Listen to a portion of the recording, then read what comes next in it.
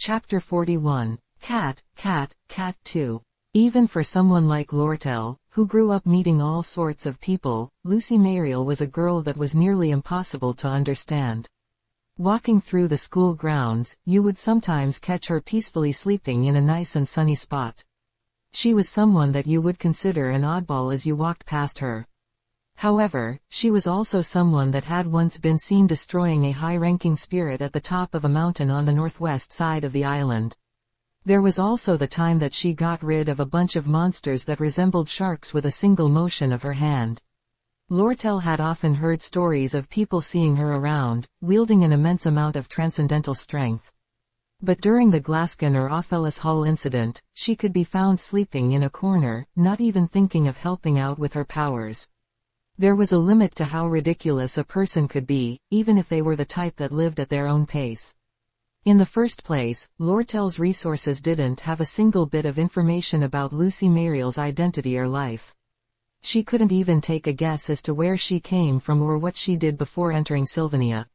In addition to that, it didn't make any sense as to why she would be attending the academy when she already had the strength to destroy an entire city. She regularly attended classes, but most of the time she was dozing off. Even then, the professor in charge Glast would never lay a finger on Lucy. In the first place, there wasn't a sign that he was trying to teach Lucy anything. One time Ziggs, who couldn't stand it anymore, actually went up to complain to Professor Glast about her behavior. That student is not at a level where it would matter if I taught her or not. You shouldn't worry about her.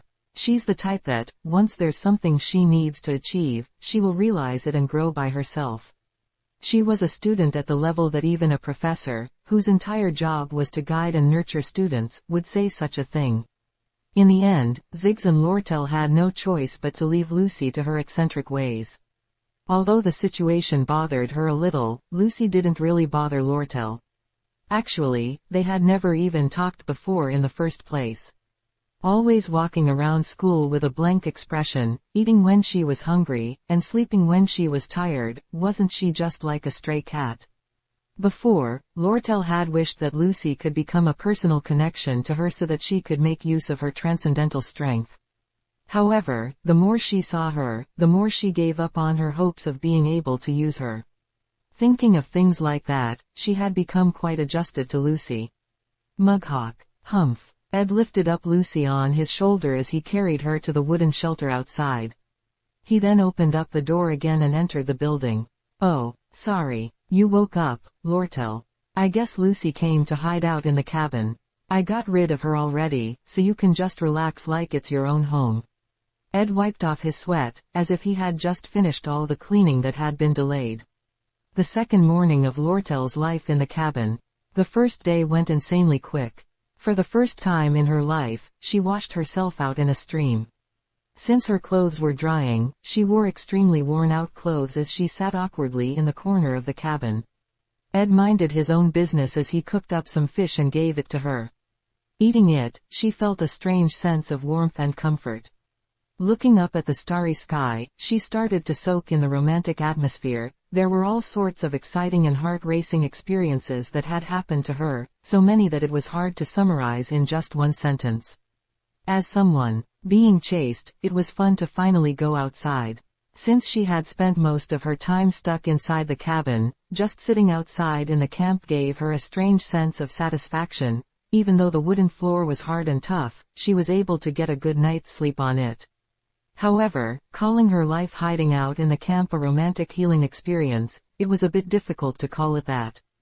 Being on the run from someone had also played a role in it, but the most inconvenient thing for her was her natural enemy. I heard that Yennecar stopped by this morning. I guess she came over to read some books at the campfire, then do some spiritual training. If you need anything, you can also just let her know. The night before, Yennecar had stayed as late as possible, until curfew, when she had to return to Dex Hall. She returned to the northern forest early in the morning. She seemed to be spending all her time there, over the full 3 days that Lortel was there, sitting at the camp. Occasionally, when they would make eye contact outside the door, Yennecar would smile with the brightest, most positive expression in the world. Not falling far behind, Lortel would respond with her own bright, energetic smile.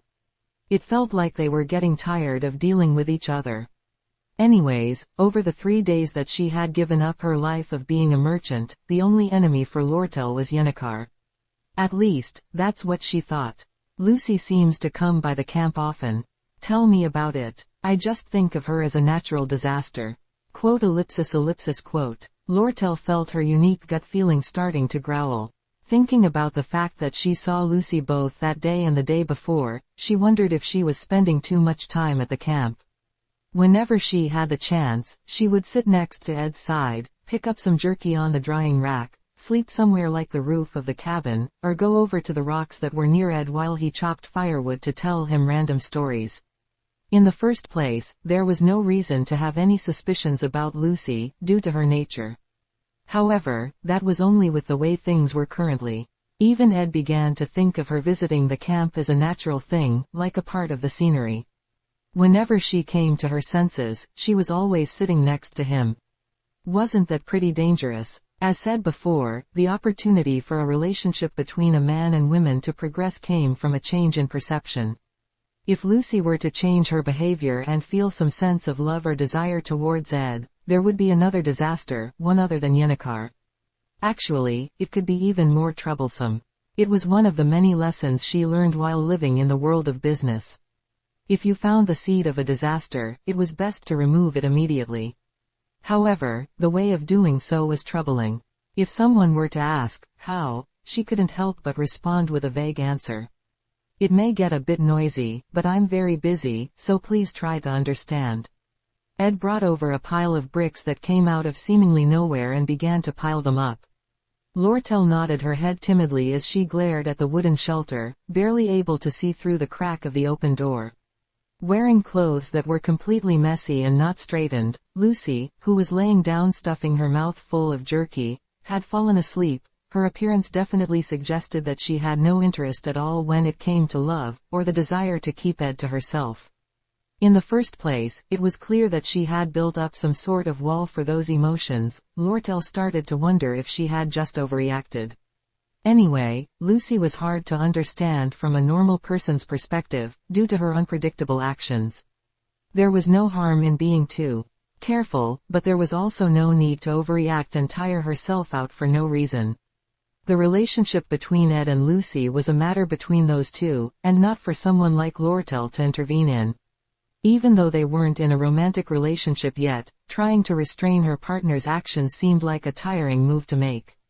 After some degree of self-reflection, Lortel nodded her head as she leaned back against the wall of the cabin. She wondered if she had become unnecessarily sensitive to those unfamiliar feelings. Slowly, she started to enjoy her appearance, which was now quite different from the norm. She held her knees as she placed her chin on them, playing with her hair and taking secret glances at Ed's back as he carried the bricks. She couldn't help but let out a laugh like an idiot, though she didn't want to ruin her image of being an experienced and merciless merchant by showing off that side of herself. She ducked her head. Right then, Lortel's mask was her most powerful weapon. Either way, she currently believed that she didn't need to be too sensitive about Ed's other relationships. She had more than enough time left. Newly finished product. Handmade brick. A brick formed by pouring mud into a mold to keep its shape. After it is thoroughly dried, ignite magic is applied to burn it into a brick. Production difficulty level 2. Production completed. Production skills have increased. Succeeded in mastering a skill. Through the dexterity stat, the amount in which the proficiency raises at once has increased. Newly finished product. Brick fireplace. A fireplace made by stacking together handmade bricks. Because the joints were treated with mud, it's not sturdy. However, it appears to fulfill its role as a stove. If used indoors, it appears necessary to attach a ventilation pipe. Production difficulty level 2.5.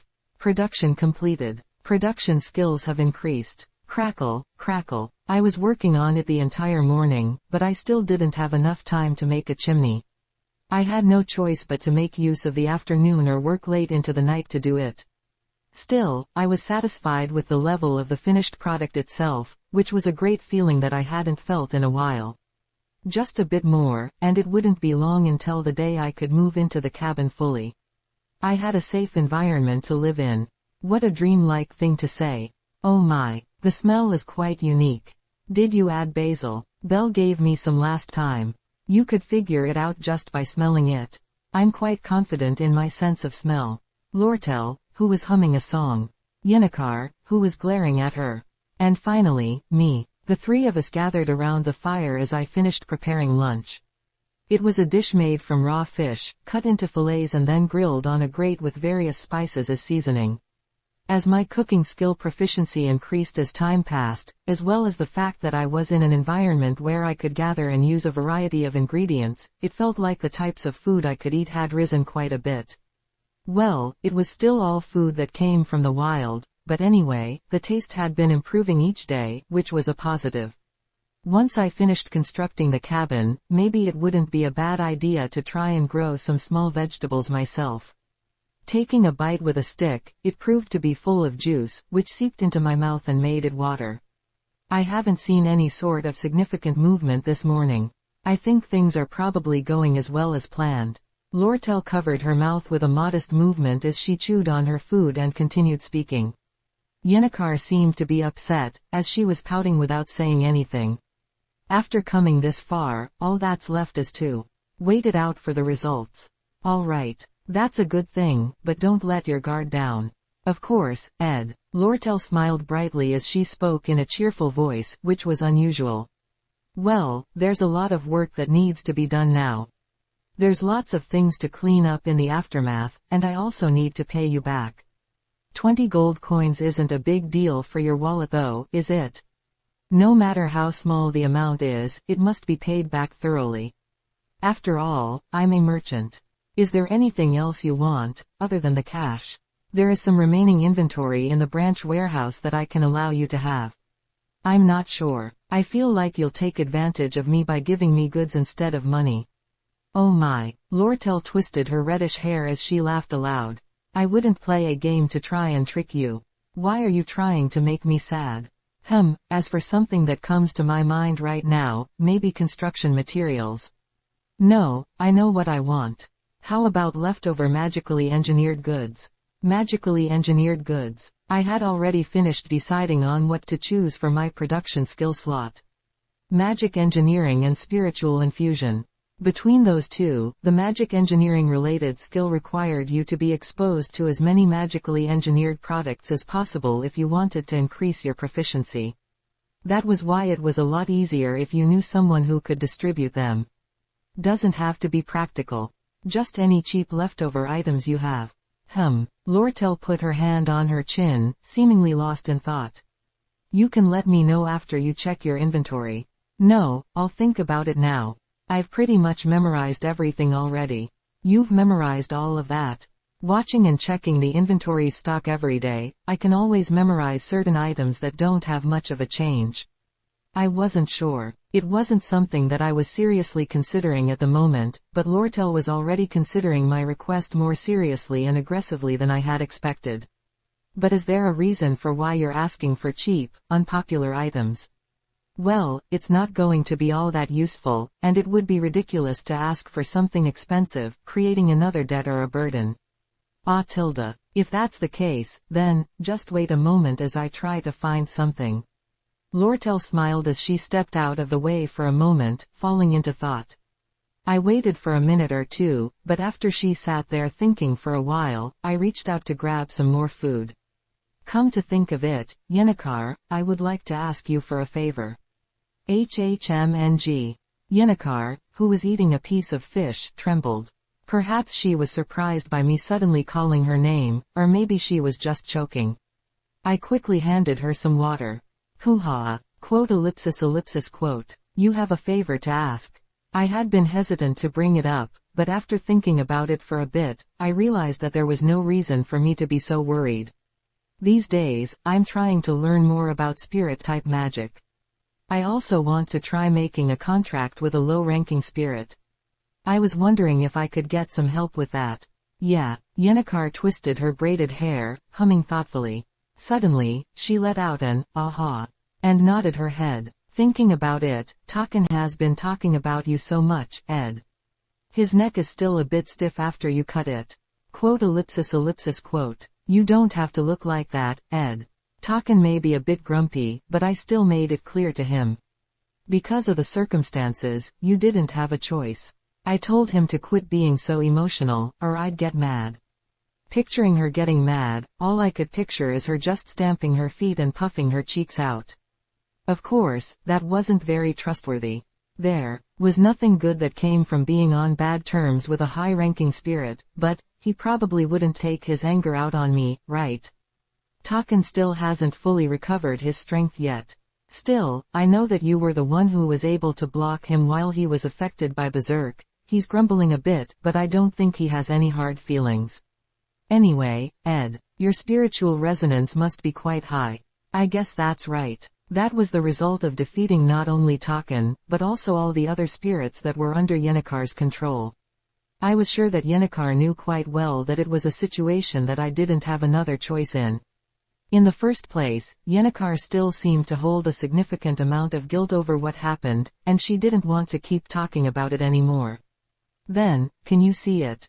Yennecar suddenly spoke, spreading her arms wide. I guess your sensitivity to see spirits that haven't been manifested yet is too weak. Do you want to try grabbing my hand, Ed? Your hand. All of a sudden. No, that's not what I meant. It's because there is something I want to show you. That's all. I didn't really have any suspicions in the first place as I grabbed her hand. Oh, Ed, why your hand is bigger than I thought. Your hand is just small. Saying that, I closed my eyes for a moment before opening them back up. I couldn't help but be startled. 53 animals, that's a bit less than usual. Rabbit, hawk, deer, tiger, eagle, puppy, sparrow, numerous animals, the number of which was difficult to list, were all around us. Each of them had a different size and element making up their body. It was an incredibly rare sight to see. Sitting on Yennekar's shoulder was a sparrow made of wind. Wrapping around her right arm was a baby boa constrictor. A puppy, who had dirt falling off its feet, was hanging around her feet. There was a deer made of fire rubbing its face against Yennekar's cheek. Is it always like this? Usually they are more spread out, but whenever I come into the northern forest they always come here and gather like this. This snake, you can see it clearly, right? It hasn't been long since it changed into a low-ranking spirit from a fluid spirit. How many spirits did you make a contract with in the first place? I'm not sure. I haven't made a contract with all of these guys here. There's one high-ranking spirit, 6 mid-ranking spirits, and as for low-ranking spirits, I haven't been counting each and every one of them. Though, I think it has definitely passed triple digits. Reaching the lowest level of the spiritual resonance and spiritual understanding skills, you get 2 spirit slots at most. Really, she was just a girl that was born loved by the spirits. There are around 15 spirits that I could see, but also considering the ones that I still couldn't detect, just how many are there? Anyway, if you're interested in spiritual studies, I can teach you some things. But I feel that I am much better in terms of the sensory aspects, rather than the theoretical aspect. If it's just simple magic theory, Ayla is much more knowledgeable than I am, but even then, it's still more important for you to develop your practical elementalism sense. Taylor's companion Ayla was a bit uncertain when it came to fighting power, but she had a deep knowledge of magic. Just like the way areas of science and senses were different, Yennecar was an elementalist type that is extremely developed in terms of senses. If you wanted to learn spiritual studies, which had a thick barrier of entry, then it was best to get help from another elementalist. In terms of spiritual studies, nobody had a more developed level of sense than Yennecar. At least within Sylvania. Anyway, seeing as how you're already thinking about your first contract, you must have quite a high level in terms of spiritual resonance. When I first met you, you were a complete stranger to it all. You've grown up so fast, Ed. It seems like you have quite a bit of talent. I'm sure Yennecar knew why I was able to grow so fast. More than anything else, the biggest reason was because I cut off Taken's head. Other than that, I'd also like to get some help from you in terms of senses. There's a limit to how much I can do in a simple academic spiritual studies class. Sure, don't worry about that. Yennecar Polarover was someone who was hard to make a personal connection with on purpose. Having such a reliable fellow student, I should have been benefiting from her. Where else could I get one-on-one tutoring from an elementalist at that level? If I could take advantage of it, then I needed to do as much as I could, but I didn't think it was right to say it like that. Anyway, Yennecar was helping me out of pure goodwill. Then, I'll be Ed's master. Yennecar laughed before clearing her throat. In order to act dignified, she put her arms on her hips and she cleared her throat, all while huffing confidently. Though, rather than dignified, her expression and appearance was more cute than anything else. Still, I didn't want to provoke Yennecar, who was starting to feel better, unnecessarily, so I clapped my hands while exclaiming, "Oh! Don't worry, when it comes to spiritual magic, I'll take responsibility and raise your senses. I'll make it so you can make a contract with a mid-ranking spirit in no time." Seeing her smile while clearing her throat, I inclined my head in gratitude. "Then, I guess you're having a hard time when it comes to communicating directly with spirits." Sometimes my voice seems to reach the lower-ranking spirits that I see, but I can't really hear what they are saying to me. Really? Considering the level of magic you deal with, that shouldn't be the case. Your spiritual resonance and mana resonance have raised to a pretty decent level already, no? Yeah, they did. Then, are you sure that it's not just that the spirits aren't talking with you? Even if you can't hear them clearly, you should at least be able to hear the spirits vaguely. Yennecar said that as she thrust her index finger at the sparrow sitting on her shoulder. The cute sparrow quickly moved onto Yennecar's index finger. "Karis, will you try to talk to Ed? Lady Yennecar, this guy, because, can't." Oh, I really could hear it vaguely. As I started to focus on my senses with magic power, the voice started to become clear. "In the first place, in order to hear what we are saying, he will need to raise his resonance to a higher level." Is that so? But I think Ed's rate of growth is already quite fast. Think about this man's daily life. Just how much time would he have to train in magic? You know it, too. At our weekly report meeting at your window index hall, room 203, there were reports that he was running out of food in his storage and that he needed to focus on the construction of the cabin immediately. So he didn't have time to put his mind to anything else. Oka. The flow of magic power began to twist as the sparrow-shaped spirit, once sitting on the palm of her hand, disappeared in an instant. Did you hear that? Vaguely. Pure silence. But what is this weekly report meeting? Well, as you know, the Northern Forest is a place where a lot of spirits live. So, it's like a meeting to report on any major changes that occur, or something else they want to report to me, so I can check in on the place. It's also where they can report to me if they feel uncomfortable with something. While it happens sometimes, just a little bit, news about you may come up. Though it's really not a whole lot. How should I say it? They just bring up you briefly, for the sake of manners. It's like the feeling of greeting a neighbor that you met in passing. Is that so? It seemed that she was speaking in a weird, roundabout way. What was important right then was ultimately my spirit-type magic training method. Anyway, I'll regularly check on things like your spiritual resonance. I'm probably the best within this academy when it comes to senses. In the first place, there aren't many people who have even developed spirit sense. Alright, thanks for that. In any case, with the help of a skilled elementalist, my spirit-type magic would improve quickly in a short amount of time. It really was great that I could become friends with her. Though, I'm still thinking quite a bit about magic engineering. Oh, are you finished talking? Still grinning like always, Lortel entered the conversation. Yeah, so, let's finish discussing the magically engineered items. It seems that we have way more left over than I thought, so I can provide you with more than enough. I was getting good news from this side, too. And most of the products are actually being treated as useless assets, since they have either already expired or have not been sold for more than a certain period of time. Oh, then, can you sell it to me for the lowest price possible? You can calculate using the 20 coins you promised me and take it from that. Selling at a lower price. I'm quite upset hearing those words come from you. Anyway, it's not a huge amount of money, and they are practically just dead assets, so, even for free. After saying that, Lortel shook her head for a moment, looking back and forth between Yennecar and me. Lortel looked at me with a puzzled expression, before smiling again with that fox-like smile. Free, having the title of a merchant, maybe that's a bit too much for me, That's fine. I already completely understand your position, anyway. Still, I'll sell it to you for the lowest price possible. Whenever there is a useless piece of inventory, we can continue making business. However, since it involves the exchange of money, we need to write a contract. Also, whenever I sell it to you, I need to write a certificate of sale. Do you usually go that far just for a contract of sale? Well, it's because we have a special compromise, that's why. Because I'm giving it to you for cheap. Ha ha ha, it's just. Lortel smiled happily as she continued. Since you'll have to renew the contract every time, you should visit the Elt Company's branch in the commercial district every so often. Well, since you'll be going anyway, it'll be great for us to have a cup of tea and exchange stories with each other. Considering the change in sales, the more frequent the contract the better, so how about once a week? No, how about once every 3 days? Well, since it's a contract, I guess it can't be helped but be a bit cumbersome.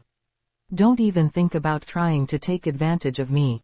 Oh my, as I told you last time, the secret to Elt Company's longevity is having a conscience. It was really important that I have a place in which I could be provided with magically engineered items safely. I would just have to fix up the details when I went there later. It wasn't not that I didn't know how to look at magically engineered items.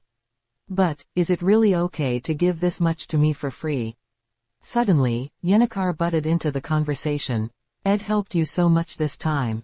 If it's an amount that won't cause too much damage to the books, then there's no need to be so strict on the contract. Yennecar spoke in a strangely stiff tone, and Lortel responded in a firm tone. I'm still a merchant. Even though he may be my savior, I can't just give away items for free. That is against my work ethic. You're lying. That's just making excuses. Excuses. What excuses? Blinking her eyes with an innocent expression on her face, Lortel looked at Yennecar as if she was a girl that didn't know anything about the world. Of course, there was no way Lortel would be such a girl.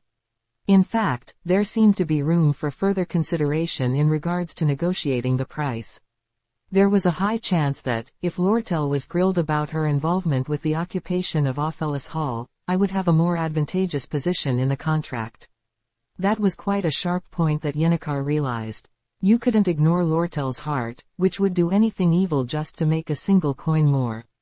I sat around thinking for a while, considering how I should end the conversation. Oh my, I didn't expect to see Lady Lortel here. Turning my head and looking into the forest, I saw the face of a familiar visitor. Ms. Bell, what's the matter? Seeing me, Lortel, and Yennecar all sitting around the campfire, Belle suddenly pressed on her temples and closed her eyes gently. No, I apologize. I feel like my head is already spinning, seeing all of you here. What? This situation doesn't seem to be very peaceful. I apologize for coming here so suddenly. Lortel was the first person whose eyes went cold. She didn't want to see anyone related to Ophelis Hall. She didn't want her location to be discovered. Though, actually, at that moment Lortel's victory was pretty much guaranteed. It was already time for the sale of the equipment to be finished. If Elt was trying to defeat Lortel, he should have made it to the cabin by the night before. Nevertheless, just in case something had happened, she was waiting to come out of the cabin for a little longer. She wanted to be sure to enjoy the fireworks, she was just waiting for concrete news of her victory. Still, Belle's uniform seemed to make Lortel feel uncomfortable. Compared to her usual neat and tidy senior maid uniform, this one was fancier. It was the outfit of the head maid. The fact that Belle had already taken over the position as the head maid after Alice meant that the Ophelis Hall incident had finished up well, at least according to the original timeline. Belle arrived looking as elegant and peaceful as ever as she sat down carefully across from the party. I'm sorry that I have come to bring you some unfortunate news, but... And with her eyes closed, she continued to slowly talk. I could already guess what Belle was going to say, so I looked away from her quietly. Staring at the crackling bonfire, I threw in a few more pieces of firewood. Chapter 42. Cat 3. The assistant professor, Cleo Elpin, had her head down on the desk in her private laboratory. Her fluttering, wavy blonde hair was spread out across the table as she grabbed her glasses from where they sat beside her. Most assistant professors, who would begin working as teachers after receiving a degree in elemental studies, spent the first month enjoying the romance and beauty as they walked around campus. However, once they realized how much they needed to endure before becoming successful professors with influence, they quickly changed their minds. They would then desire to return back to their degree program, focusing on their studies. The same was true for Cleo, who was in her second semester as an assistant professor. I want to die. Cleo was proud of her appearance, pale and baby-smooth skin, with eyes that could instantly captivate others.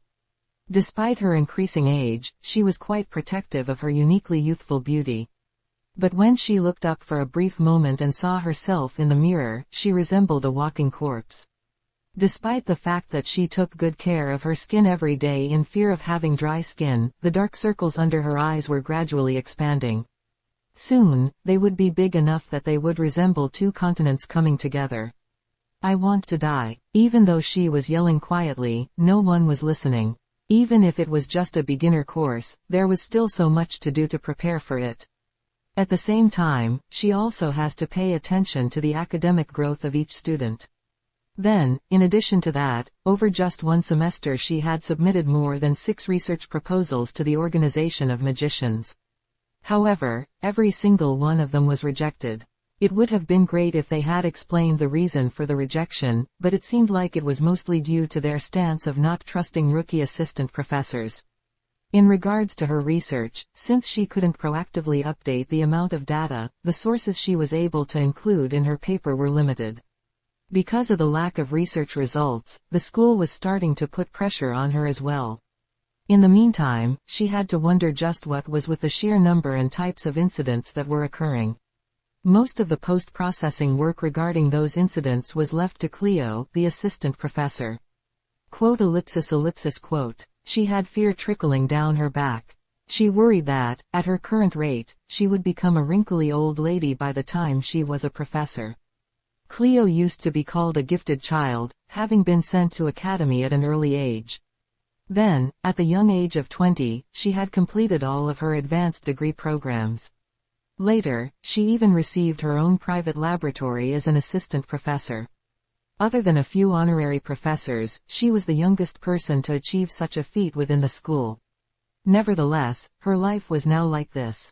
She had thought that her life would have started blossoming, but instead she had no idea that all of these difficult hardships would be waiting for her.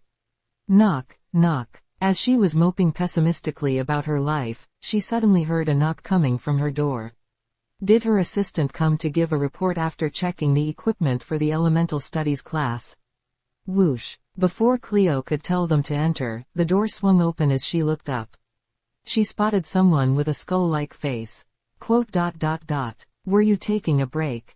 It was the senior professor in charge of the first years, infamously known as the mannerless skull face. He also happened to have been Cleo's advisor from the moment she started her degree. Cleo had lived more than 5 years of her life as a student of the stubborn Professor Glast. Having that type of history between them, seeing him here now there was nothing to feel awkward about. However, she had a bad feeling about this. It stemmed from him coming all the way up to her lab. Oh, my, Professor Glast. What brings you to my laboratory? Would you like a cup of coffee? No, I'm fine, Cleo. I'll just talk about a bit of business, then head out. Cleo felt a cold sweat running down the back of her neck, but continued to smile without showing her unease. What reason? Did you receive the report on the accident at Ophelis Hall? Quote. Yes. The inspection department has finished their investigation regarding the truth behind the incident. And the date of the disciplinary committee meeting to punish the one behind the incident has been set. Though, the school said there seems to currently be a lack of members that are going to observe the meeting. At this rate, only the dean himself will go. I see. What about the third-year senior professor, Alvaig? For academic reasons, he will be going to the Organization of Magicians. Professor Kelbrame. He's busy consulting the royal family of Crowell. I couldn't interfere with his affairs with the imperial family. Oh, I heard that Professor Delphina has returned from her vacation. She got hurt. She is currently experiencing back pain. What about yourself, Professor Glast? Is what she wanted to ask, but she held it in. She was sure that he would go off to research his celestial magic, making up some ridiculous excuse.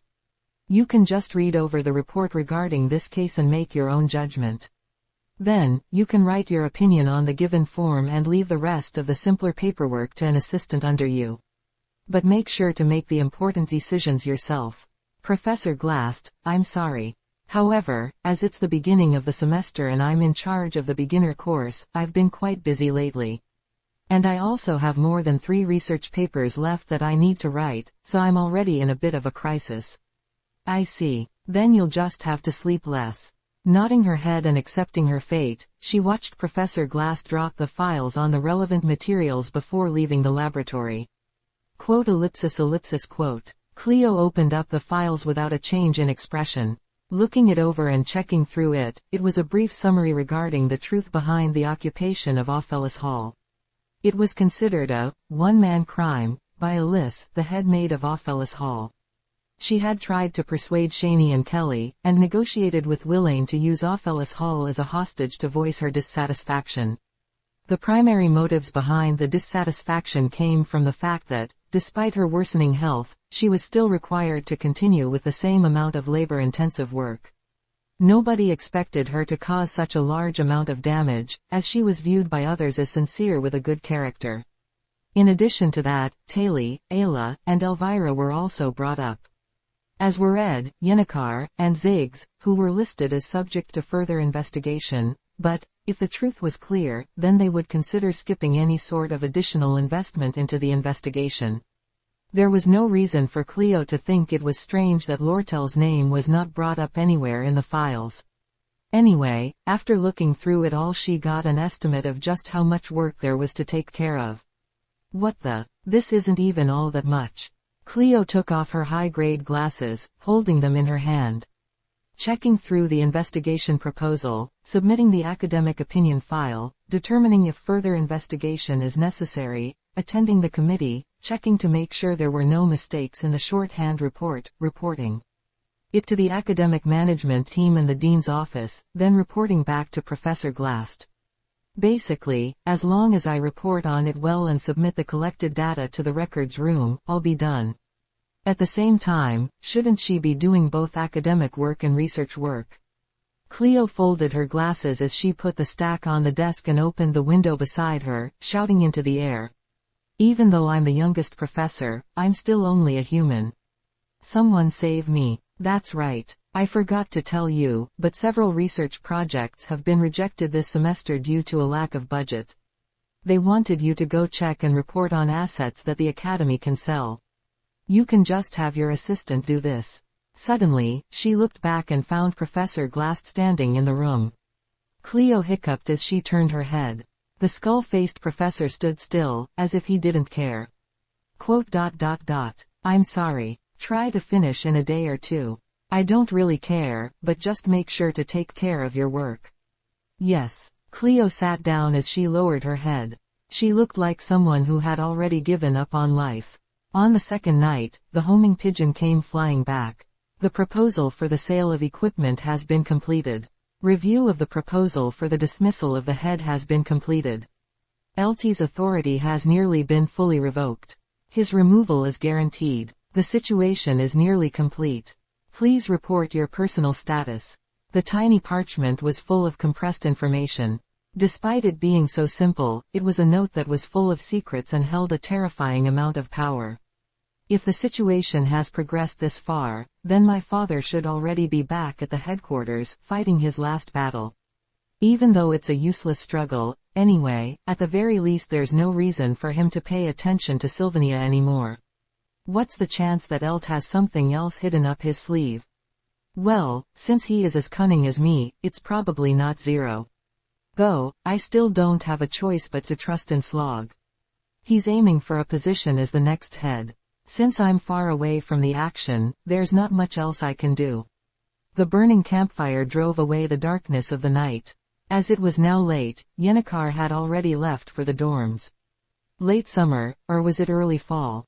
The northern forest was on the border of starting to change its clothes. Some of the broad-leaved trees in the outskirts had already begun to change their colors. The sound of the bugs had reduced greatly compared to the middle of summer, and the forest at night had become much quieter. When it came to changing clothes, it wasn't just the forest. It was the same for me, too. Isn't it a bit too shabby, considering it's a uniform that has been mended? Well, I mean, this much is fine. There was nothing good that would come from me prolonging my absence any longer, so I planned to go to school the next day. I went ahead and tried on my uniform, which was thankfully pretty clean. Well, right now I'm safe, so that's a relief. With a big smile, Lortel pulled at her robe's hem and sat down. I have quite a lot of work to do right now. I guess it's just deciding what to do first. No matter how hard they work to restore Ophelis Hall, it will still take at least a semester. That's true. I'll have to check and see if there are any spaces left in the temporary accommodations, then I'll have to clean up the rest of this incident, but most things seem to have ended quite well. I heard that empty academic offices in the teacher district, as well as the closed buildings in the southern part of the island, were quickly remodeled and turned into temporary accommodations. Though they had done so as nicely as possible, being an improvised accommodation filled with students that are coming from Ophelis Hall, there's no way they will be satisfied. Though, I guess being in such a situation, there's not really a choice but to endure it. Alice seemed to be of the biggest concern, but now it seems like that has all been concluded. Quote ellipsis quote. I threw some more pieces of firewood into the campfire. Alice didn't disclose the fact that you were the black curtain behind this incident, right? There's no way she would have. That's because I paid in advance. Paid in advance. Think about it, Ed. The head maid Alice will be trying to stay closest to the side that wins between Elt and me.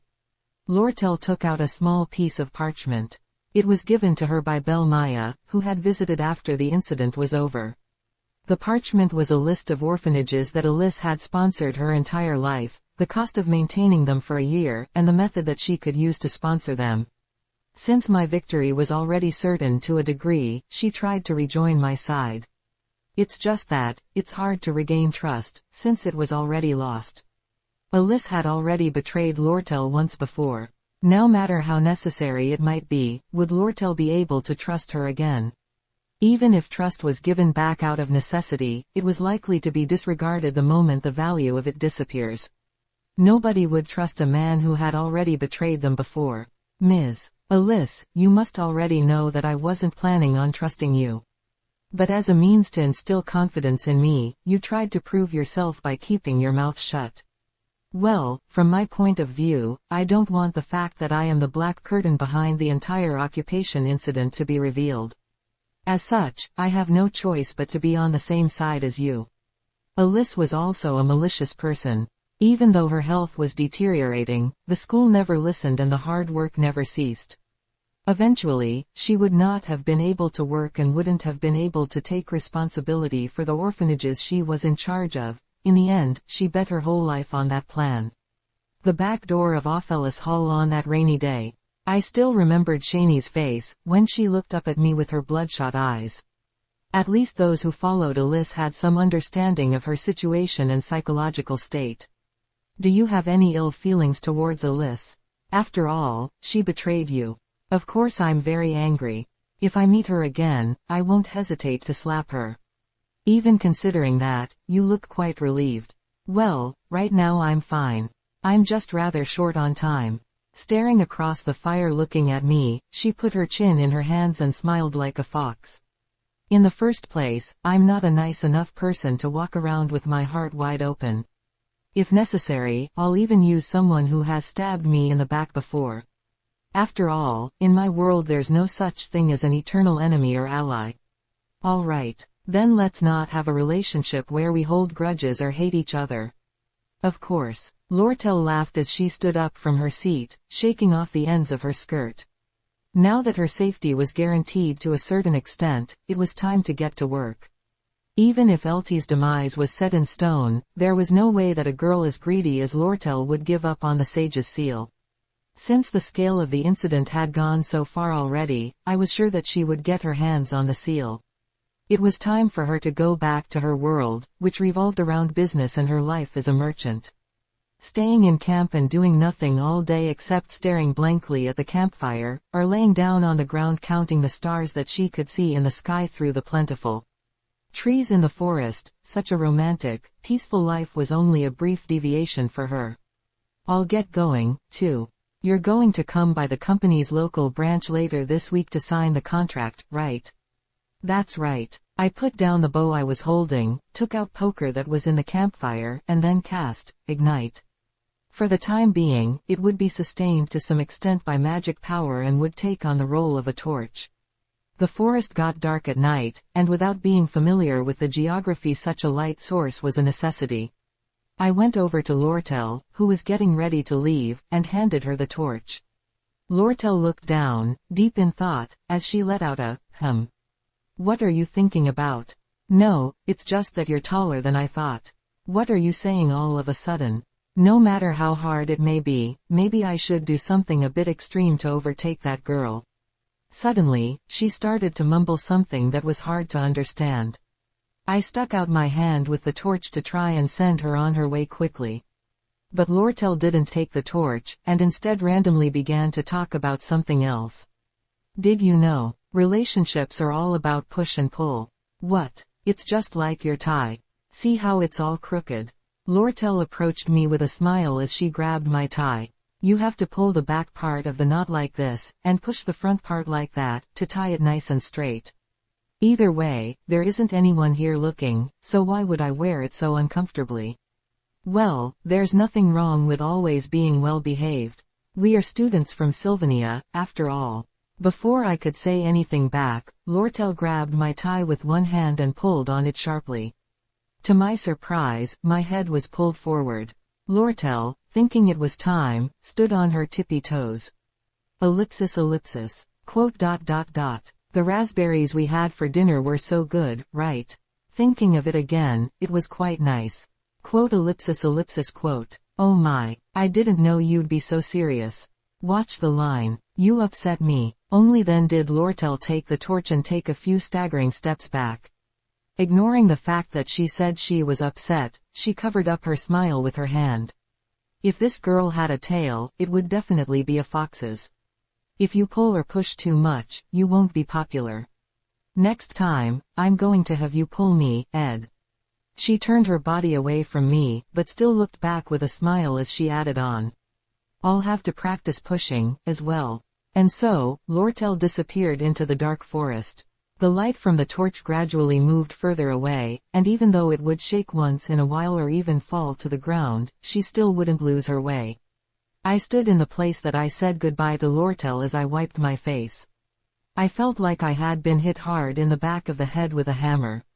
First, I needed to calm down and get a hold of myself. I tried to avoid getting involved with the main storyline characters more than was necessary. However, as expected, things didn't go the way I wanted them to. Above anything else, Eltie's demotion had been brought forward way earlier due to the occupation of Ophelis Hall. One of the main storylines, Act 2, Chapter 10's, Battle for the Sage's Seal, was the story in which Elt was supposed to be demoted. In other words, as the story progressed there would be a big hole in the storyline. However, since it was either Elt or Lortel who would have ended up taking their leave, in the end there was no choice other than taking Lortel's side. She had more of a role within the main storyline. In the first place, I didn't have a choice to make at all. Anyway, Eltie's demotion was something that was bound to happen. I needed to try and think of it as the story's sequence being changed a bit, and that it wouldn't have much of a major impact on the storyline, but even as I considered that, I started to feel my anxiety grow. I'd already experienced it many times over. The fact was, even the smallest of influences could have big changes on the progression of the story. Theoretically, as long as I thought that everything was going smoothly, the major progression of the story should have been about the same. However, I couldn't be sure of that anymore. Looking up at the sky, the stars above were as beautiful as always, and the moon was bright. The chirping sound of bugs lingered as the crackling of the campfire remained the same, but I felt like the path the story was heading in would only continue to twist and change. Watching the storyline progress smoothly from the sidelines, while only taking action when necessary, was my plan of action. That had never changed. Nevertheless, I felt anxious, as if I was starting to get sucked into the center of the story against my will. As I considered that, I couldn't help but scrub at my face. I wasn't someone with ambitions. I just wanted to receive my diploma and take care of my own specs. That plan of action seemed all too simple, but it wasn't all too far in the future that I would start to realize how foolish and difficult of a challenge that was. Summer had passed and autumn had arrived. It was the start of the second semester. Chapter 43. Anyone Can Be a Professor. 1. The Fire Fox Kissed Young Master Ed. It had already been more than 3 days since the second semester began. The classes were slowly starting to progress along, like a sail that caught the wind. For an honor student like Yennecar, the progression of class was of little meaning to her. So, under the pretense of an illness, she was absent for 3 days. And yet, she still had no burdens in terms of school. Still, for writing-related subjects such as magic history and magic power theory, if she didn't pay attention her grades would be ruined in the blink of an eye. Because of that, it was time for her to pick up the pen again. Nevertheless, having constant communication with the spirits was also the main job of an elementalist. It wasn't something she could neglect, so it was a busy time for her.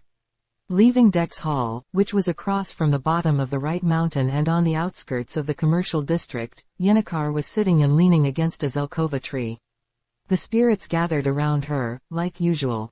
For some reason, the number of spirits that crowded near the Zelkova tree were quite high that day. Both the mid-ranking wind spirit Pesci and the mid-ranking fire spirit Taken were gathered together, as if they were stationed at a military camp. What did you say? You can't leave this alone, Lady Yennecar. It had always been the case that they would report, one by one, on trivial things that occurred in the northern forest. But recently, it felt like the stories the spirits brought up regarding Ed had been increasing in number. As for Yennecar, she listened to those stories with a sense of unease, though she didn't particularly hate listening to them. However, today's breaking news as the spirits were chatting amongst themselves came out of the blue. There's no way to know when that Firefox-like girl will strike again. If we don't get our hands dirty, what are you going to do with your hands? Karis, a low-ranking wind spirit in the shape of a sparrow, flapped her wings as she vented her anger. Meanwhile Pesci, a spirit in the shape of a lion, kept responding to her politely. This is something for Lady Yennecar to decide. What can we do about it? Wait a minute. What are you talking about? They kissed. Yennecar, who could not follow along with the story, asked again. But this time Taken, who was lying around the Zelkova tree with his huge body, responded. I saw it, too. It was quite passionate. As expected, youth is great. Quote ellipsis ellipsis quote. The Firefox-like woman knows how to play with a person's heart. A game of push and pull, to stimulate one's ticklish heart. I was watching Ed, and if it weren't for that guy being the way he is, she would have gone overboard. What are you even talking about? Are you going to make me repeat what I already said, Lady Yennecar? I'm saying that I think the Firefox has crossed the line. What about Ed? What was his reaction? Oh, that's a question that gets straight to the point. When I looked at him, it seemed that he kept his distance. Even though he kissed her, his expression didn't change one bit. I was quite amazed by what I saw. As if to console the stunned Yennecar, Taken continued to talk in his serious and profound tone. He took it so coldly. Just watching it made me cringe. I couldn't believe that his reaction could still be so cold after all of that. It must be either one of the two things. The fallen aristocrat was either a eunuch, or he doesn't see her as a woman at all. That's a relief. Yennecar tried to catch her breath, before she suddenly gulped it down.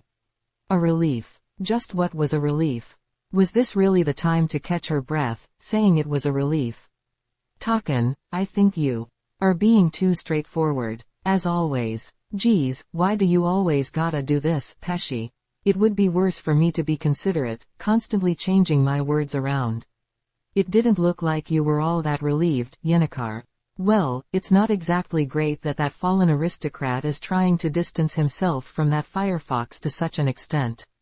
What? Taken was a high-ranking spirit, who had lived for such a long period of time that it would be impossible to count by hand. Seeing all sorts of people throughout his life, he could naturally see through anyone. In my experience, that firefox-like girl is the type who gets more obsessed the more she gets knocked down. Just as she seems to be a human full of greed, once she decides to make someone her own, she will take out their liver, gallbladder, and rest of their insides all for herself. If you don't do something, he'll be taken away, Yennecar. But even then, you said that Ed's reaction was cold. Usually, guys like him are good at offense, but weak in defense. No matter how stubborn of a person he may be, as long as she keeps pushing with all her heart then, what I'm trying to say is that, ultimately, there's no such thing as a fortress that won't collapse. As Taken started to grow uncomfortable with the way he was laying down, he adjusted himself. The low-ranking spirits around him were swept away. Whenever he would change the position of his gigantic body, all the other spirits would have to keep their eye out to not fly away. Like a princess in a fairy tale, if you shyly sit around falling in love thinking, "Someday he'll look after me, Tilda," do you think that relationship can ever come about? Not in real life. There's a rule that you need to get filthy and fight dirty to win. Taken, don't you think your way of talking is too old and crude?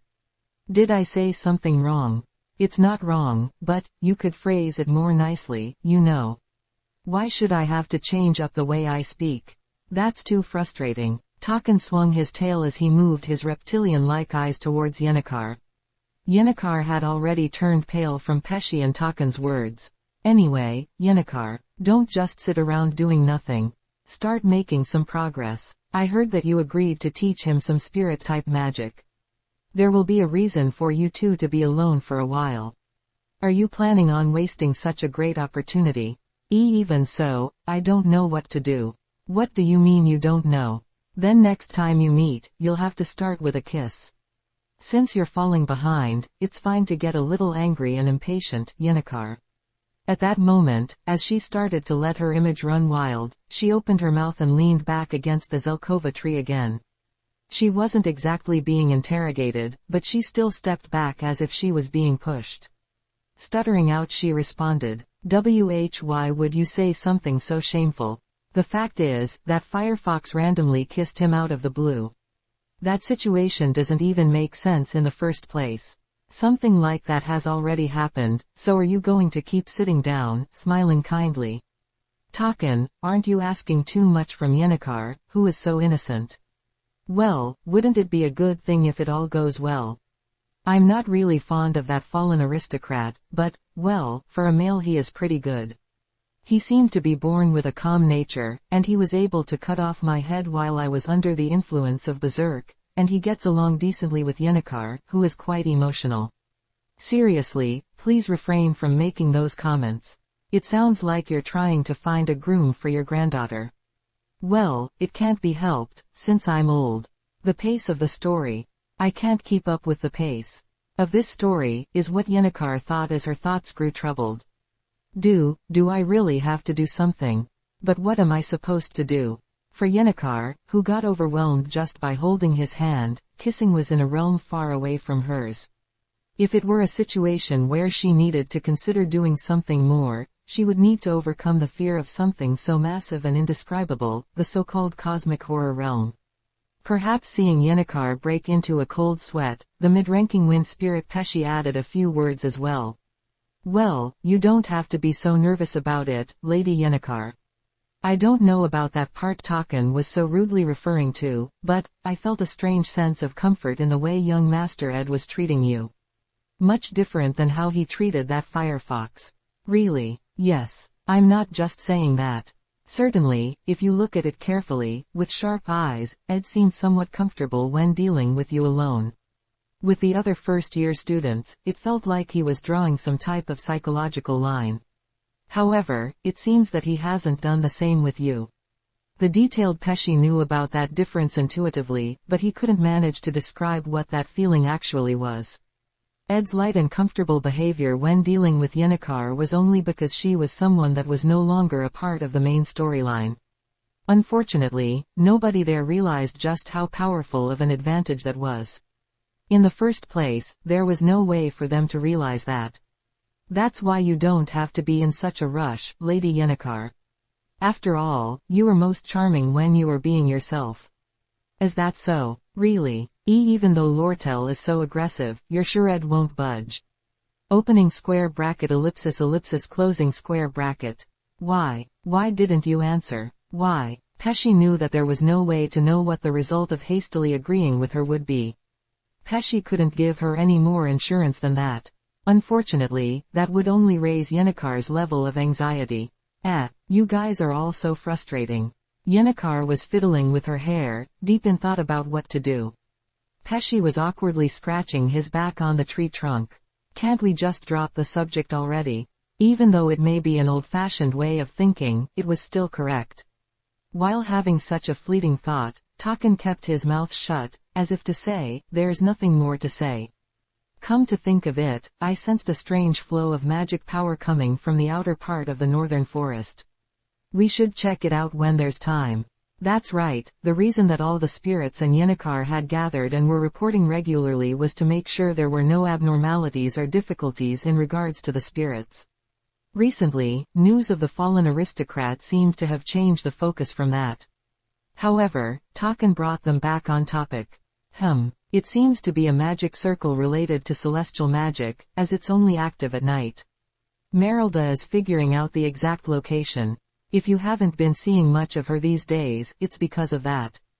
Does it seem dangerous? Well, it doesn't look particularly dangerous, but there's nothing wrong with taking a look. Although Yennecar was just a student, who didn't have to take any sort of responsibility to the safety of the school, the events taking place in the northern forest weren't something that she could ignore as an elementalist.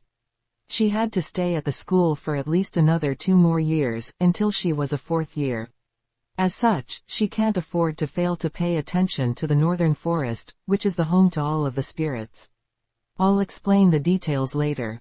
Next time you meet that fallen aristocrat, you must produce some plan, like giving him a kiss or something. Otherwise, you should just give up on him. Something like that. At that moment, Yennecar began to blush beet red as she kicked Taken. Though her lashing out at him in embarrassment like that didn't even hurt Taken's body. Yennecar knew it as well, but she had to do something, even though it might not work. In the first place, what do you want her to do, Taken? If the Firefox girl has already gone so far, there's nothing left to do. If she finally kisses him now, then she will just be considered a latecomer. That's quite a sharp point, Pesci. Even though I told you to go ahead and do something like that, it doesn't necessarily have to be anything as intense as what she did. Rather, it wouldn't even be a bad idea to bring out a more innocent and refreshing appearance instead.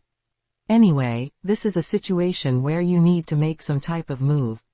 Oh, for Taken, who was quite stubborn and stereotypical in the way he thought, it was a pretty good point. Even Pesci had to agree. Your charm is more important than your actions. But Yennecar, try thinking it over. What do you think? What do you feel, thinking of the scene and exciting situation, being with him?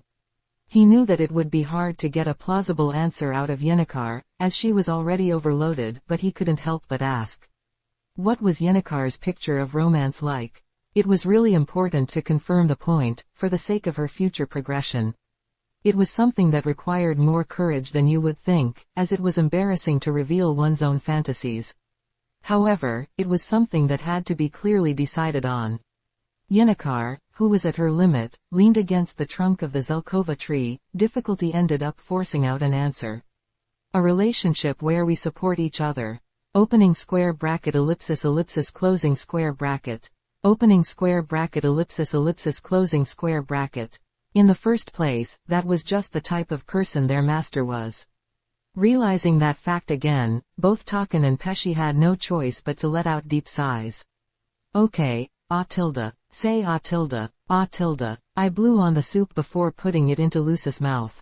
The small spoon fit perfectly inside her small mouth. Lucy ate the soup as if she were a baby bird eating its food. She swallowed it in a gulp, then stuck out her tongue. Yuck. Gross. As expected, it's hard to get any sort of flavor without having a variety of spices. Should I put off on my training until I can expand the ingredients I have to work with? Don't use other people like tasting machines. With my blood boiling, I stood back up on my feet and poured the rest of the soup back into the pot, no longer caring. Lucy may have not looked like it, but the flavor of it was actually quite high class. However, it was hard to make a variety of dishes with stronger flavors, like spiciness, saltiness, or sweetness, with just the preserved foods I had in storage. Still, in order for me to properly raise my cooking skill proficiency, I needed to cook proper dishes more often. I couldn't just make preserved foods. However, I felt like my palate had deteriorated quite a bit since I started living out in the wild. I couldn't help but ask other people, who had better palates, to taste test for me. Still, considering the impact of the cooking skills proficiency on the dexterity stat, I couldn't simply neglect it. However, no matter how diverse the ingredients I had available might be, it always seemed to be lacking. Life skills details. Grade: Intermediate Craftsman. Specialized fields: Woodworking. Handicraft level 14. Design level 9. Collecting skills level 12. Woodworking level 13. Hunting level 10. Fishing level 7. Cooking level 6. Repairing level 5. Advanced production technique slot, empty. Advanced production technique slot, empty. After finishing chopping up the firewood for the day and sweating up a storm, I went to check on my life skills. I tried to check on my production skills as much as possible as well, since it was an important groundwork towards my growth. A new problem that had come up recently was the gap between the proficiency of my skills. As I said, the higher the skills proficiency was, the slower rate of growth. The dexterity stat, which I had the highest number of stats in, was heavily connected to my life skills proficiencies. That's why the growth rate of my dexterity stat had inevitably slowed down. That was why it was necessary to raise my lower proficiency skills as much as possible. After all, compared to my other skills, its growth rate was still okay. I felt like I was going to need to start raising my beginner production skills, which I hadn't done yet, as well as training the other skills that were lagging behind, such as cooking and repairing. The problem was, I was too busy just trying to get by with my life as it was. I wanted to spend some of the money I was promised from Lortel on things like ingredients and daily necessities, but I didn't want to waste any money on consumables when the production of my cabin wasn't even complete. As expected, there isn't enough time. To make matters even worse, school had started. I could only spend about 5 or 6 hours a day on survival activities. But that was only possible if I actually fell asleep when I was tired. It was time for me to think more on how to efficiently manage my survival activities. As for the storyline, it's probably still fine. The worst thing that had happened so far was Eltie's early dismissal. I still wasn't sure of the cause, but at least the problem was somehow taken care of. I didn't know what type of effect this incident would cause, but for the moment there didn't seem to be any noticeable changes. Whenever I had the chance, I was making sure to keep a close eye on the main characters of the story. Thankfully, there didn't seem to be any problems with them. In the end, the most important characters in the main timeline were the protagonist and the 4 heroines. Taylor was, well, he was part of the combat department, so I didn't see him too often. However, the rumors suggested that he was no longer considered a failing student. With his current talent and spirit, he might even be able to enter Class B by 3rd year. Companion Ayla seemed to be doing her role of supporting Taylor. When I asked around about her, it seemed that she was always sticking close to Taylor, worrying and supporting him. The Princess of Benevolence Penia also seemed to be doing well, without any problems. Though, it was almost time for her to start her clash with Lortel. I needed to keep an eye out for that. The Golden Daughter Lortel was the most unstable situation, as I didn't know what type of changes would occur due to Eltie's early dismissal. Apart from that, there didn't seem to be a change in her plan. She was still trying to take control of the Sage's seal. As she had to take the role of Act 2, Chapter 10's mid-boss, I had no choice but to pray that there would be no major abnormalities in regards to her. As for Clarice, she wouldn't be starting school until next year, so I didn't have to worry about that. For the time being, I had no choice but to watch the situation as if I were walking on thin ice. Above all else, against Glast, the final boss of Act 2, Taylor's swordsmanship skill was needed. That was the only way he would be able to be damaged. In the first place, celestial magic had a unique structure, so it was hard to control with magic power alone. Taylor's influence was important, but the behavior of the faculty was also that important. I'll have to set a date and time to check them out. But I need to make sure to not get involved more than necessary. Anyway, the work that I had to do immediately was to check the traps and dress the meat. I stretched my shoulders as I walked into the woods. With the cabin's chimney completed, I would be able to live a stable life. Let's cheer up. I have gathered all the records of the case here, Assistant Professor Cleo. Thank you, Anis. One of the biggest difficulties for a first-year assistant professor was trying to find an assistant that would work for you. Only a few students would actually want to be assigned a new professor as a supervisor, so compared to veteran professors, there wasn't a lot of willing manpower. For Cleo, Anis was a student that she was grateful for. She had a gentle personality, a neat way of taking care of things, and was a model student who didn't judge a professor by their experience, respecting them all equally. There wasn't anything else from the school's inspection department. Yes, that's correct. If you need anything else, please feel free to call me anytime. With a bright smile, she waved to Anis as she took her leave.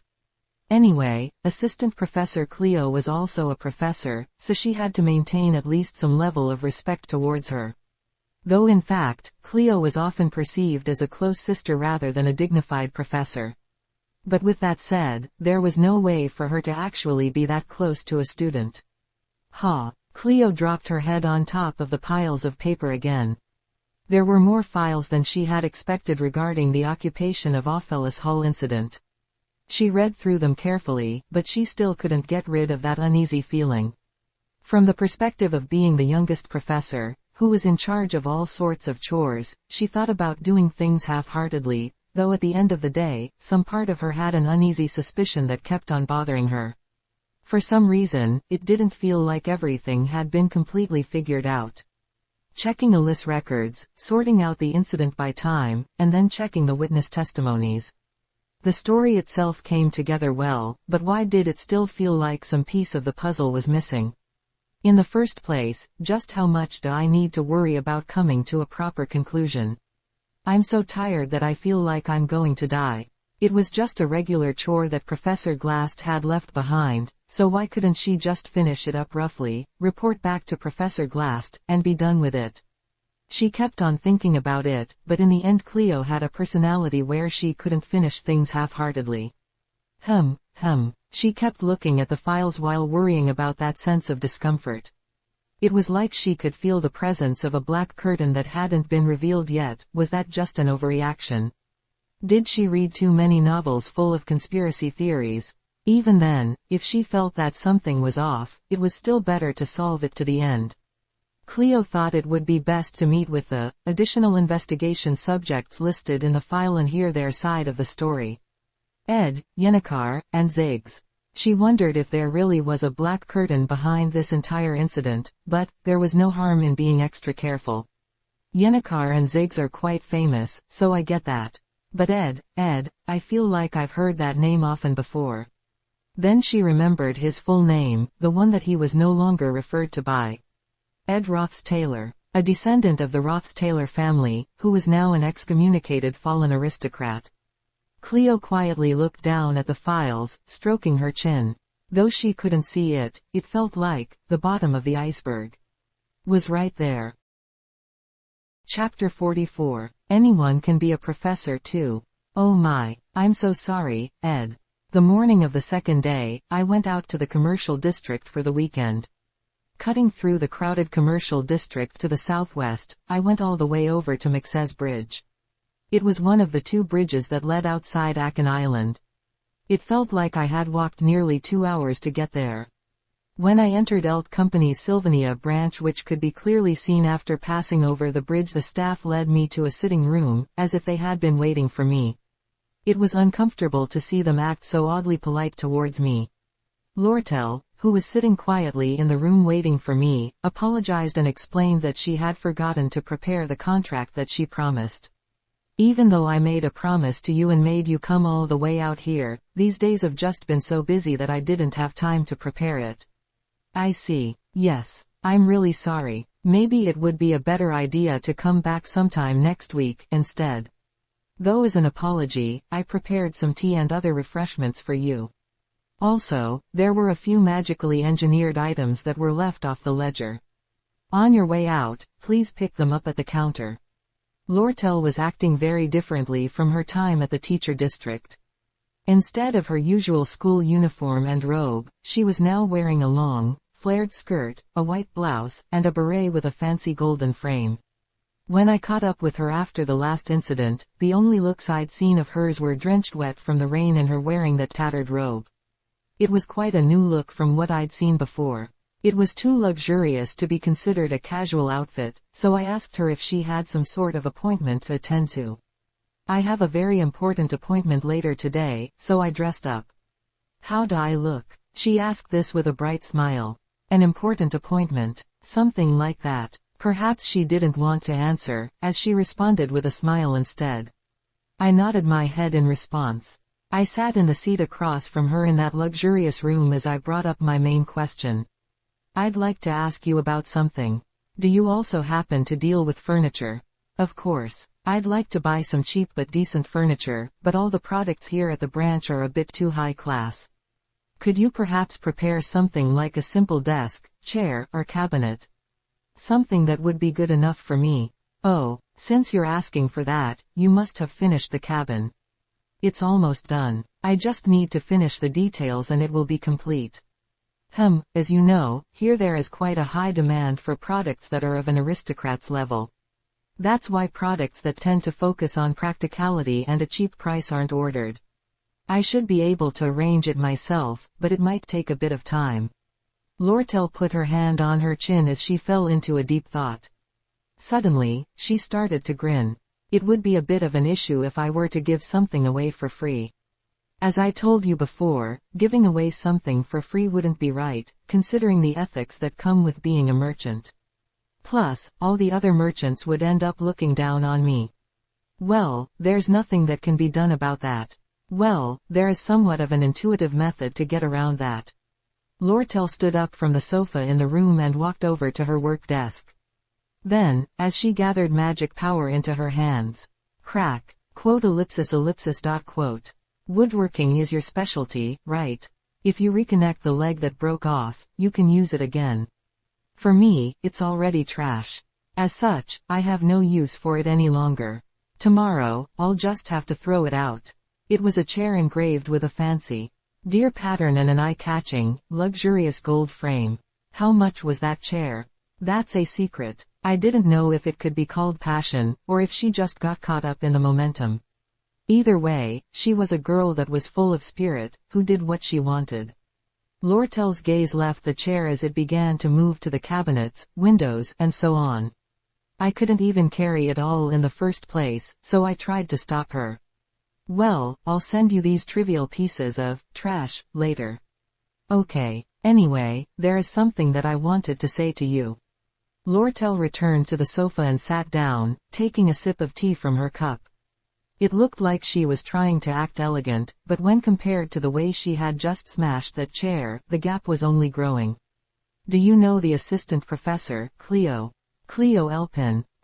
Yeah. Her behavior is quite unusual, so, I've been trying to keep my eye on her recently. Well, she's still a very childlike person, so it's probably not particularly dangerous, but still. Cleo Elpin. She was a young woman appointed as an assistant professor for that very year. She was also one of Professor Glast's best students, who had been dealing with him for nearly 10 years.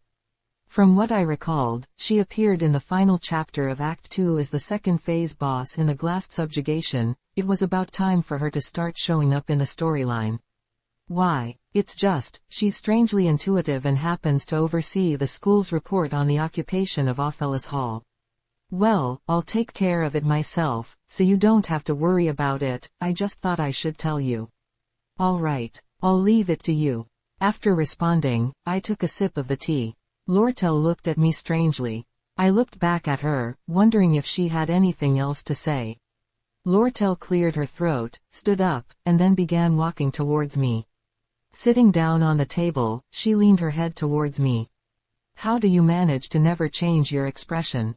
That's quite a winning move on its own. Seeing that she clearly looked upset, I immediately realized what it was about. It was about what had happened when we said goodbye to each other, right before she took the torch. In the first place, Ed, you don't even see me as a woman, do you? Lortel bounced her foot as she twirled her finger on the table. Well, what's the point of me trying to twist my words? Ed, I see you as a man. It's exactly as you think. Everything that I asked of you was because of my hidden intentions. I know what you want me to say, but... Oh, I didn't expect you to answer. As you know, I never take a fight that I don't have a high chance of winning. Lortel let out a deep sigh as she pressed her hand against my chest. I know exactly what you would say if you were to give me an answer now. That's why I'll only take a bet when my victory is guaranteed. Quote ellipsis ellipsis quote. After all, merchants are people that fight to win. Right now, you may feel lukewarm about it all, but, who knows what will happen in the future. Lortel smiled as she talked in a collected manner. I'm not the only one here who's a bit nervous, am I? If you looked closely, you could see Lortel's fingertips trembling. Her charming smile was the same as always. Regardless of whether she was guaranteed victory, or instead pushed into a corner. It was the characteristic of a merchant who would never let their secrets be betrayed by their own body. You have acquired the advanced production skill, magic engineering. One advanced production technique slot has been used. There was a marble that would fit in the palm of my hand, as well as a stand to hold it up. The structure of these magically engineered items was much simpler than I thought, so I could analyze them quickly. The strange sense of accomplishment that came from finally learning an advanced skill tickled my heart. I thought it would be a good idea to organize the rest of the magically engineered items in the hut, so I walked through the camp full of items. After the sun went down, a chill started to fill in the air. It was autumn. When I started living in the forest, it was still only early spring. Because of that, I had put aside taking measures against the cold and instead focused on securing food, clothing, and shelter. However, with the colors of the leaves beginning to change, the chill in the air was something I couldn't ignore. The time had come that I really couldn't sleep outdoors any longer. In addition to that, when winter came and the snow started to pile up, it would become increasingly more difficult to hunt animals and gather meat in the forest. Plus, the number of edible plants that were available also became a problem, meaning that finding food that I could eat would be a major problem. I had to prepare for winter. A cozy atmosphere coming from the falling snow, the warm romance that I usually associated with winter was beautiful only because it took place in a sturdy home, with food in the refrigerator. That wasn't the case where I was. Still, my situation wasn't all that desperate. That was because I had money. 18, 19, 20. I opened the leather bag that Lortel handed me. It was filled with 20 shiny gold coins. If I were ever pushed to such extremes, I could always spend a bit of money. However, I couldn't waste it. I needed to set a policy to minimize expenditure on one-time use goods. For the current semester, I could survive off the scholarship provided by the Glocked Scholarship Foundation. However, from next semester, I didn't know what would happen. I needed to spend my money effectively to be able to pay the tuition fees each semester. It was obvious that Lortel liked me. However, relying on her goodwill because of that fact would be too unsafe of a plan. Even if something were to happen between us, it would have to happen after the storyline was complete. It would be impossible for it to happen before then. It would be a bad idea to try to calculate and take advantage of other people's goodwill. I wasn't just saying that because it was the right thing to do, either. If I got too close to a main character in the storyline, then it would break my policy. But if I was willing to give up on that policy, well, a human's mind was like a reed, so you never knew when it would easily change. Being self-sufficient was the core of survival. It would be an extremely dangerous decision to give up control of my own life to temporarily rely on another's goodwill. No matter what anyone said, I had to take responsibility for my own life. Though, I was willing to spend some money on reinforcing the cabin and preparing some decent woodworking tools. That was because they were items that I needed to keep using in the future and would help me improve my daily life skills immediately. But I couldn't spend too much money on food or firewood. Maybe it would be fine to spend some money on spices and oil, but I could never spend any money on items that could be procured from the forest. Ignite. Casting, ignite, to light the fireplace had become as easy as breathing. Whoosh. The fire burned in the decently made fireplace, and the smoke went up the chimney that took 2 days to complete. The fireplace itself was also larger than I thought, as it took up almost 2/3 of the wall. The reason that it ended up bigger than my original design was to make a bigger fire, in other words, it was to increase the firepower. Though it was more like a fire oven rather than a fireplace. At that point, the firewood itself could be procured easily, so I made the choice to focus on firepower first. Thanks to that, the chimney also had to be bigger to release the smoke. It was all a pain in the ass. Crackle, crackle. The sound of burning firewood echoed faintly inside the cabin. It wasn't even early evening yet, but the inside of the cabin was already very dark. The warm light from the fire filled the inside. It was quite bright and made me feel good. I stared blankly at the burning flames for about 5 minutes, before sitting down and leaning against the cabin wall. Phew. Sitting down against the wall, I let out a deep sigh before laughing. I felt satisfied. The idea of warming up while doing outdoor camp-related activities was nearly impossible. Warmth wasn't something that I had particularly sought, but once I laid down it had become something that I had gotten addicted to. It made me move closer to the fire. I have a roof and a ceiling. The walls and roof were covered with mud, and the floor was covered in leather. Both materials retained heat well, so once they started to heat up, they wouldn't get cold again easily. Once the air was heated, that warm feeling would spread throughout the cabin. The problem was that the fuel efficiency was not as good as I had thought it would be. There seemed to be no other solution than to spend more time gathering firewood. If I didn't have enough time, I wouldn't have any choice but to use magic to cut down the trees. It wasn't too hard to start a fire since I can just use ignite, so I didn't think it was all that much of a pain. As expected, I thought there needed to be some way to increase my magic power efficiency. I still had to prepare more firewood, but I was finally moving into the cabin. Once I got some furniture, my safe living environment would finally be complete. The warm air pressed against the side of my face. It felt like heaven. I was so relieved, as if I had lifted a heavy burden off my chest.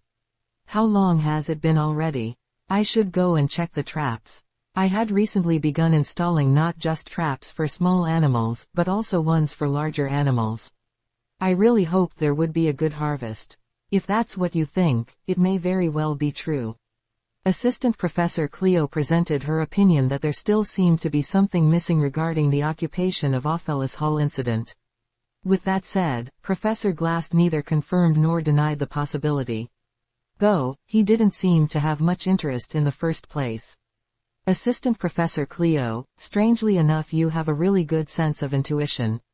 Sometimes, you even produce very plausible hypotheses with it. However, you also tend to make poor decisions when it comes to important things. With that said, please refrain from being overconfident in your judgment when time is crucial. The way he said that was too much. Right. Quote ellipsis ellipsis quote. Trix Hall Student Counseling Office. With a desk between them, Assistant Professor Cleo and Ziggs Eifelstein were facing each other. I see. Listen to me, Ziggs. You should also know, as you take Professor Glass's class, but why does he always have to act like that? I've been his pupil for nearly 10 years already, and I'm struggling with a mountain load of work, but still. Is giving just 1 or 2 words of encouragement that difficult? Responding carefully to her questions, Ziggs was sweating up a storm. Cleo, who was the faculty member in charge of the occupation of Offellis Hall investigation, had a strange feeling while reading the files regarding it. Thus, she decided to conduct a further, independent, investigation. The school's investigation office had not yet thought to place Ed, Ziggs, and Yennecar under investigation. The first one up was Ziggs, who was called to Trix Hall. But rather than a hearing or investigation, it ended up becoming more of a lament. At first, it was a conversation between the two. They spoke with a sense of dignity, but at some point, she started speaking informally and letting out deep sighs. It was obvious that, if her assistant Annis or the other students responsible for helping her saw that scene, they would only cover their faces in disappointment as they let out a deep sigh. "Oh geez, this is not the time to be doing this. Ziggs, since you have a reliable image, I just ended up complaining to you without realizing it. I'm flattered to hear that. So, I have this strange feeling about everything. Right now, it's probably just that I'm just misunderstanding it all, but there were a couple of eyewitness testimonies that claimed that they had seen the Golden King Elt at the scene, plus, the motivation behind Alice's actions doesn't seem to hold up. Well, she did admit to everything, so it seems like there isn't much room for any further investigation." Ziggs gulped, his mouth drying out. Assistant Professor Cleo was a seemingly childish idiot. He wondered if people like that should really be teachers in the first place. He realized that the amount of academic knowledge someone had, and their ability to think logically, were completely different things. The results from her thesis and academic research were certainly amazing, but, she seemed to have a screw loose that made him wonder if it was even okay for her to be like that. However, there were many times where her strange sense of intuition seemed to see through everything. "Don't you think there might be some kind of black curtain that we can't see behind it all? For example, let's see, like, you know the Golden King Elt, his daughter lives in Offellis Hall. I mean Lortel." Those words made Ziggs' breath catch. "However, I've already received testimonies that Lortel was being held captive by Alice when Taylor and his party went to defeat her. At least, I think so. Anyway, after that she supposedly ran from Offellis Hall, and her whereabouts from there were, well, nobody knows where she went. That's. But there's no way that Lortel would be such a bad girl. Her grades are good, and her personality is so pleasant. Last time, she brought me a whole bunch of tarts to cheer me up since I was working overtime." Quote. Assistant Professor Cleo said all of that while smiling brightly. Then, she quietly lowered her voice as she continued to talk. "I believe that Ed Roth's Taylor is a bit suspicious, though. The one that has been excommunicated." It was weird to see her whispering quietly like that, as if anyone would be listening. In the first place, only Ziggs and Cleo were there. The name was so unexpected that Ziggs' expression turned rather stiff. "My upperclassman, Ed. Yeah, it may just sound like some conspiracy, but hear me out, Ziggs." In the first place, Ziggs was only called over for questioning. Why did he have to listen to such a story? It was such a strange thing for the assistant professor to do, but Ziggs couldn't reject her. Everyone else at the scene were either students living in Offellis Hall or people that were involved with it. Basically, people that had no choice but to get caught up in the whole incident.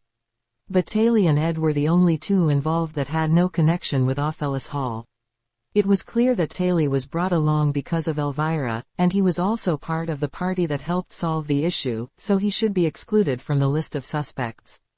But the other person is Ed. Just what was Ed doing at Offellis Hall at that time? Quote.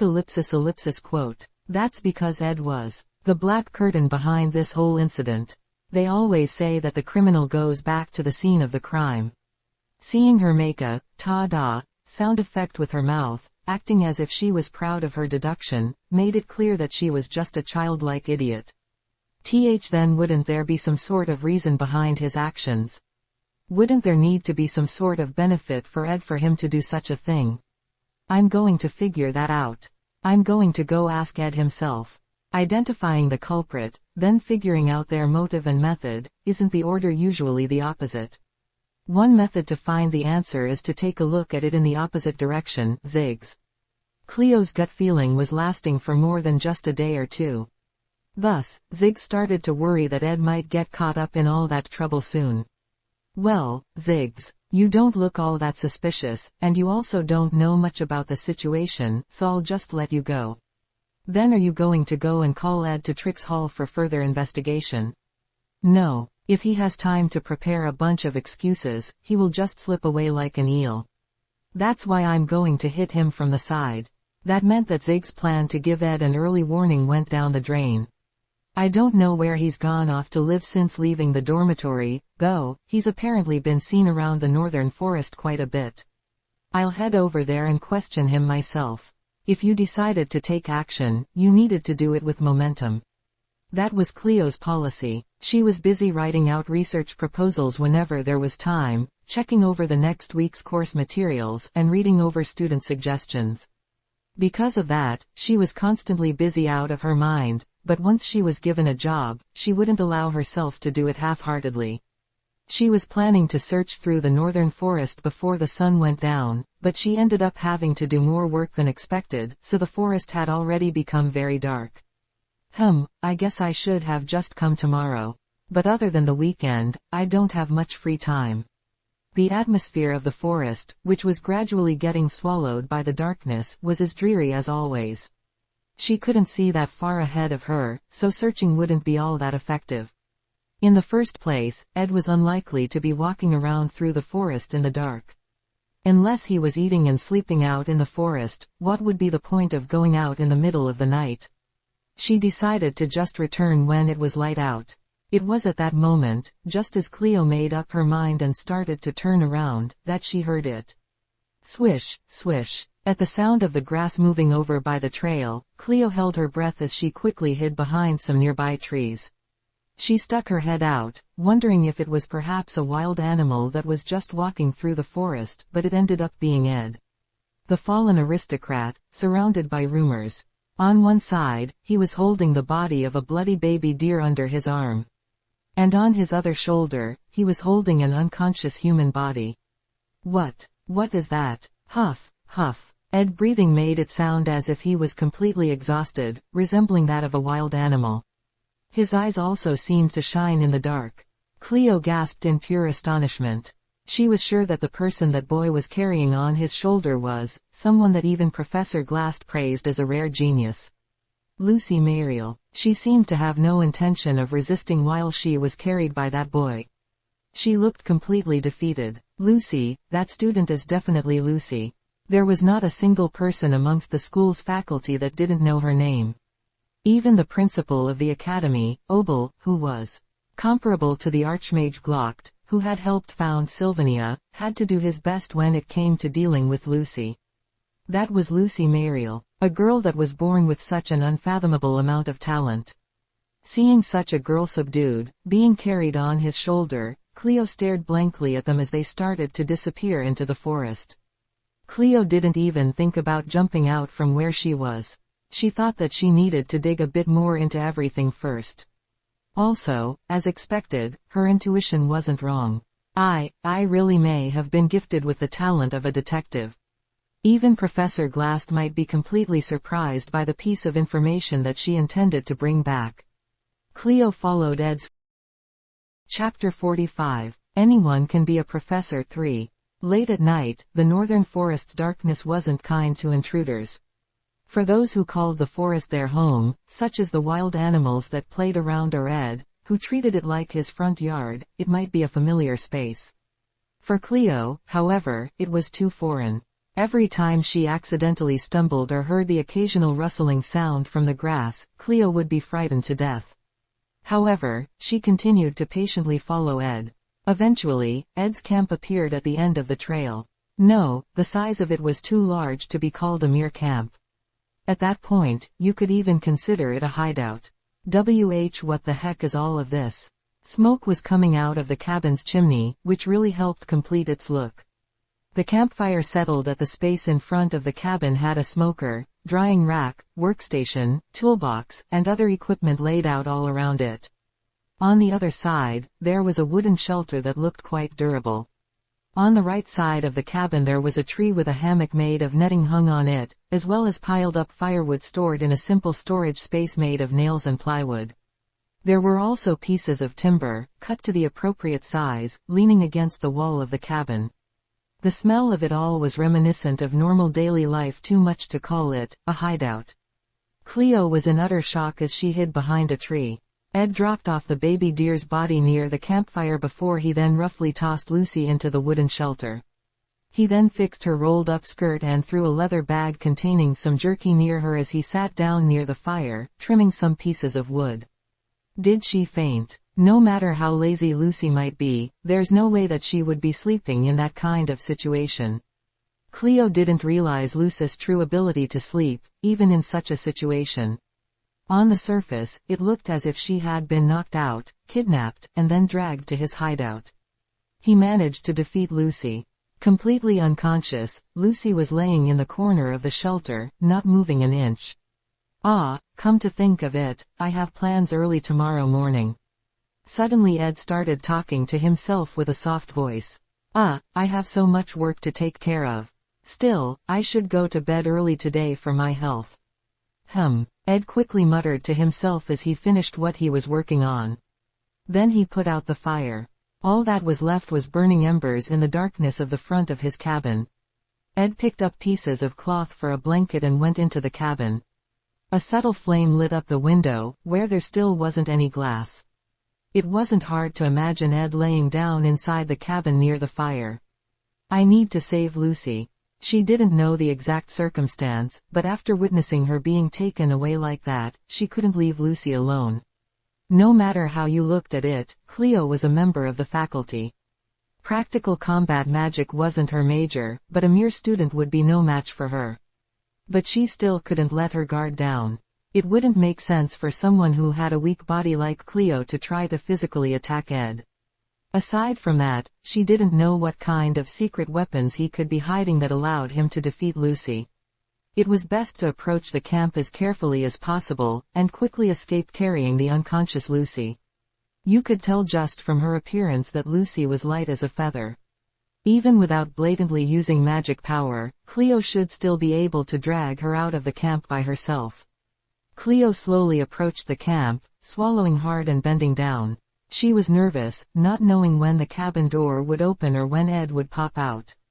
In order to respond to any unexpected situations, she focused everything on her magic power resonance. Holding her breath and slowly moving towards the wooden shelter, she saw Lucy laying on her stomach exhaling like a baby. Slowly, as quietly as possible, the moment she crouched and placed her hand on Lucy. Whoosh! Thud! It all happened in a blink of an eye. Lucy suddenly opened her eyes, quickly gathering magic power as she blew away Cleo's hand. "What?" Cleo let out a short scream in shock. Lucy was also startled, holding onto her witch's hat as she ran towards the fire. She looked down at Cleo with cold eyes. It was clear that day that it wasn't a friendly look. Lucy, who are you?" Going off the metaphor that Lucy was like a stray cat, in that same aspect she was someone that didn't take kindly to strangers. Cats had a keen sense, which closely resembled that of a wild animal. No matter how deeply asleep they may be, they were quick to recognize contact with someone not granted permission to touch. However, it was too much for her to not recognize the fact of the assistant professor Cleo, who was one of the faculty members in charge of her year. That was because Lucy lived by the beat of her own drum. "I'm your Lucy." Before Cleo could continue speaking, Lucy did as she always did and quick disappeared, taking the bag of jerky from the wooden shelter with her.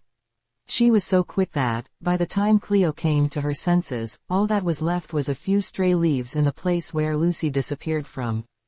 Once again silence fell over the entire camp. "First, let's get out of here." It didn't seem like Ed had noticed Cleo's presence yet. She didn't have any clue about what was going on, but it seemed clear enough that Ed was suspicious and that was all she needed to know. "I'm sure that I've found some sort of clue. The next thing to do is to question Ed once I've gathered some solid evidence. Until then, I need to slowly and carefully figure out the main point of all of this." Cleo organized her thoughts, nodding her head. "Anyway, there's not a single person that knows that I was here in this forest, other than Lucy. In the meantime, nobody will know." The morning of the following day, I heard that the assistant professor Cleo entered the northern forest yesterday. Did you see her, Ed? Really? I didn't see her. Is that so? I met with Yennecar in front of the student square quite early. The wooden benches placed around the magnificent-looking fountain were completely empty. It was still early enough for the fog to be lingering around. It was about the time where the other students would still be waking up, rubbing their eyes, and getting ready to start their day. Why did she stop by the northern forest? Did you hear anything else about it, Yennecar? I'm not sure, I only heard it from someone else, so. I felt quite nervous hearing her name. Cleo. Although she wasn't a super influential character, she did have a role in the storyline. And she was the type who wandered off because of her keen sense of curiosity. From what I had seen of her during the second phase of the glass subjugation, it was certainly nothing more or less than absurd. Her difficulty as a boss was so easy that you could practically walk past her. However, what was important, she had an active role in Professor Glass's theft of the Sage's seal. Assistant Professor Cleo wasn't a morally flawed professor, and in the first place she was just someone that was sick of Professor Glass. That was why it was surprising that, without being blackmailed or tricked, she was willing to agree with Professor Glass's plan.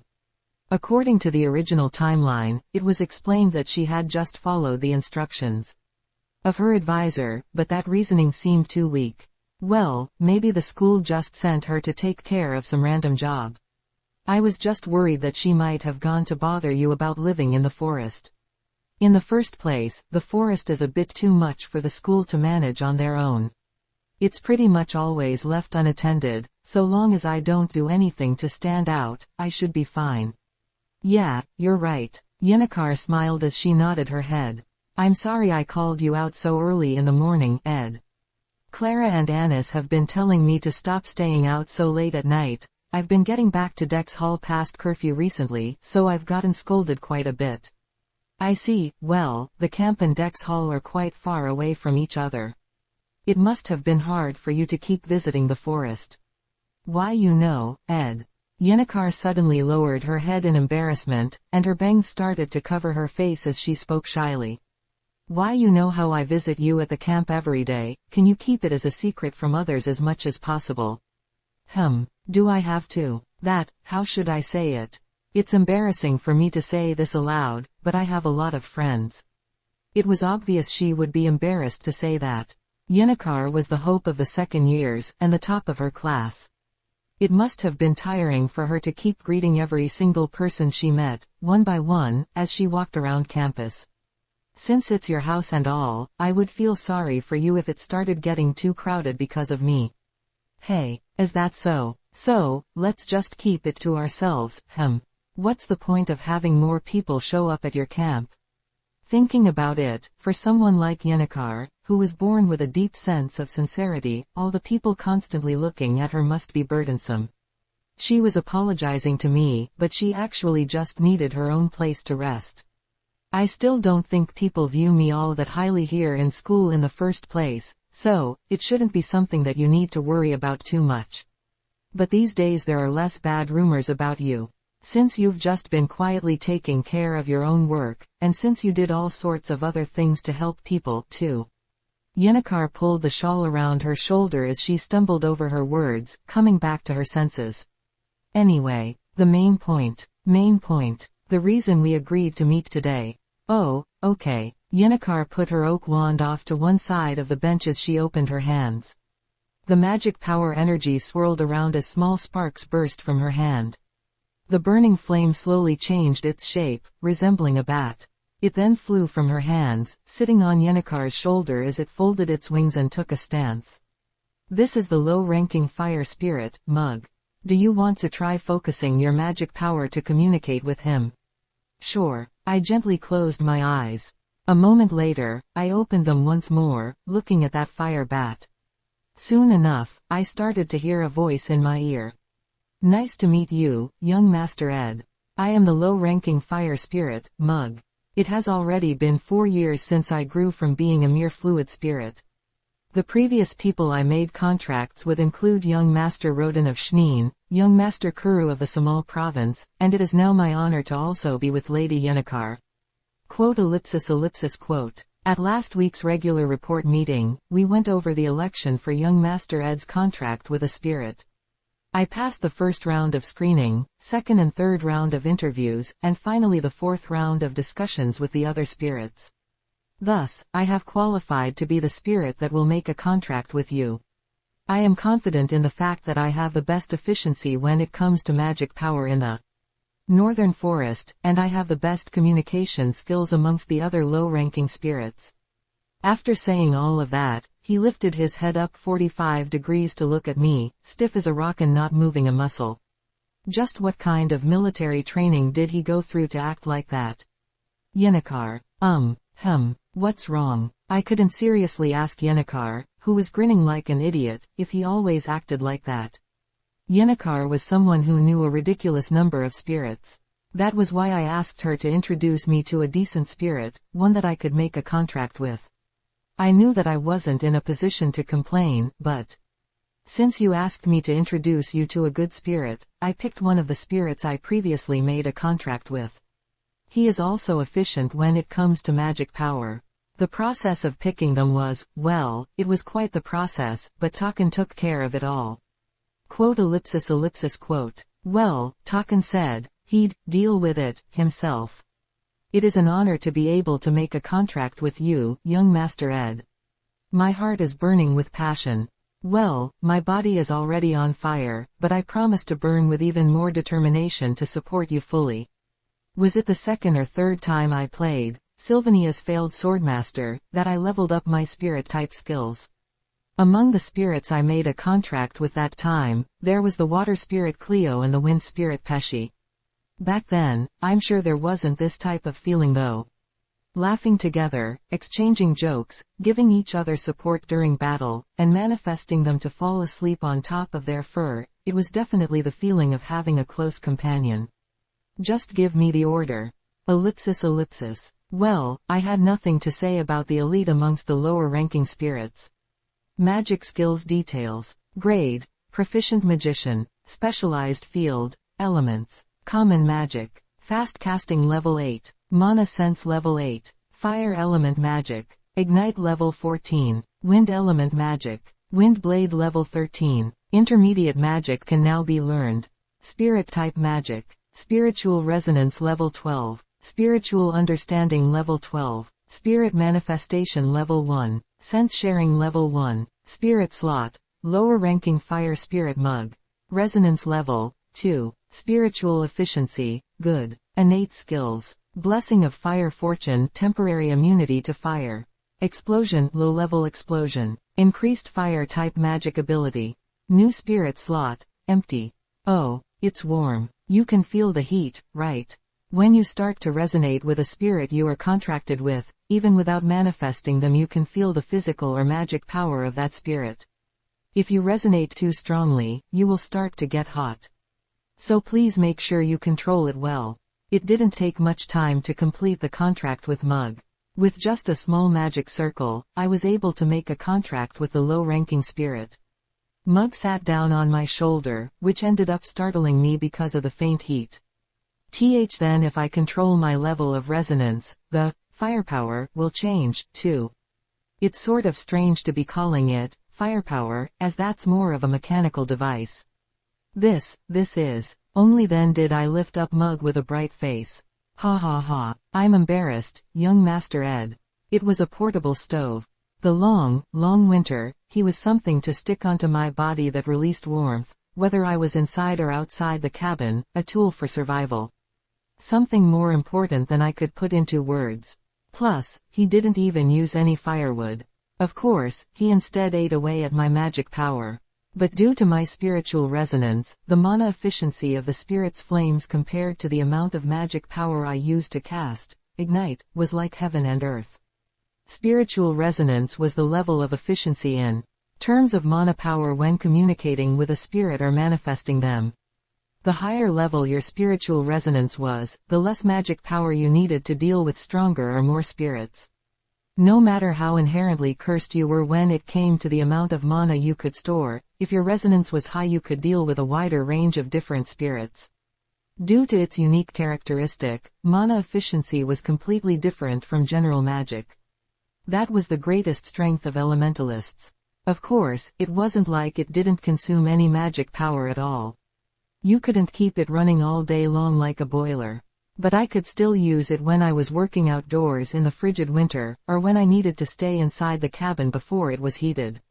When I was running low on firewood, I could use the fire bat with magic power instead. That meant that I could be flexible and constantly switch between firewood and magic power whenever needed. Thank you, Yennecar. I love it so much. Let's get along well from now on. Heat, no, mug.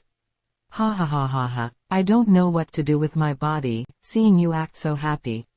I put Mug into my hands, turning around excitedly. Making him fly into the air, I also checked the intensity of the heat by adjusting the level of resonance. Raising the resonance to the highest amount was enough to surpass the warmth of a campfire. Of course, doing so had a terrible level of magic power efficiency, but with my spirit-type skills proficiency, growing it would only get easier. It's so different to actually experience a contract with a spirit when compared to seeing it in the game. Was it always possible to share this sense with a spirit you made a contract with? With half admiration and half pure excitement, I tested out all sorts of different things with Mug. I'm glad you look so happy, Ed. You always look so down, like you're going through a tough time. I'm so happy to see you like this. Hee hee. Yennecar kept watching over us for a while, smiling bashfully. Let me know if you ever need anything else, Ed. Then, before my first class I'll teach you more about resonance and sense. After all, it'll be faster if you practice it with me. Also, so that you can quickly get up to a level where you can make a contract with a mid-ranking spirit, we should practice spiritual combat as well. I'll make some time and rent out a practice room. And, there are a lot of different accessories that can help increase resonance efficiency. They're all in my room, so, the next time we meet, then. Hyug. Yennecar, who had been talking excitedly, suddenly choked. It seemed like she had just thought of something. She quickly shut her mouth, before she let out a slow exhale and looked towards me. Ed. Yeah, actually, I'm busy. I'm a busy person. Yennecar straightened her back as she shut her eyes, clearing her throat. I'm also the top student in our grade. So, there are all sorts of people that are waiting in line for me to teach them, you know. So, it'll be hard to make time. I see. Well, I guess that's true. That's why, don't you think it's too much for me to be teaching you spiritual magic? She kept on grinning while saying that, though her lips were clearly trembling. It was a kind of push and pull. I wondered if she was acting so differently from her normal self in an attempt to imitate Lortel, but then I realized that all of what she was saying was the truth. It was easy to forget, as she was spending her time back in the camp with me every day, but normally it would be fairly expensive and valuable to have an opportunity to have one-on-one lessons from an elementalist like Yennecar. It's so great having a valuable personal connection is what I had. Thought, all while giving nothing back to her. I was sure that I had crossed the line. I didn't think of that, Yennecar, though, it's so obvious. I'm really sorry. I took your goodwill for granted. No, I didn't mean for you to apologize like that. It's just that Clara keeps telling me to try pushing you. No, never mind. That's not it. Then, what should I do? Isn't it only right for me to pay you back with money, for your time and sincerity? Though, I probably can't give you a suitable amount. Even then, I was sure that it would be possible for her to give me a discount, since we were friends, right? After all, Yennecar knew all about my situation. I had no choice but to whip out the calculator and check how much I could spend, while also considering my survival activities. What? Money? Hearing that word, Yennecar was taken by surprise. Money? What money? Ed, you're in an urgent state, one where you must worry about surviving. How can you think of just wasting your money like that? You need to save it all. Don't waste it. Don't even think about paying me, either. I'll get mad. Quote question mark quote. I can't believe that you brought up paying for this. That's too cold of you. We're closer than that. Seriously, you make me so upset. Didn't you bring up the cost of it all in the first place? Yennecar gasped, stunned by those words. Though it looked like she had realized that, thinking back on it, I was right. I had no idea how to guess the rhythm she wanted me to dance at. What's wrong with you all of a sudden? That was when Yennecar started to confess everything. It was because Clara gave me some advice. I'm someone that tends to be a bit too nice to others, giving things out too much. No, that's not. It's more like, I must work on raising the price for helping others, is what she said. Sort of like negotiating, maybe a bit more chic. I need to know how to say, no, when I mean it. I need to be a bit colder that way. Nothing she said is wrong. I'm also quite scared that one day you might get scammed by someone somewhere. You made quite a great friend. Right, I guess that's true. But, I just don't treat anyone like that. Wriggling her fingers and glancing at me from the side, she was surprised the moment our eyes met. Anyway, I'll go into more detail next time.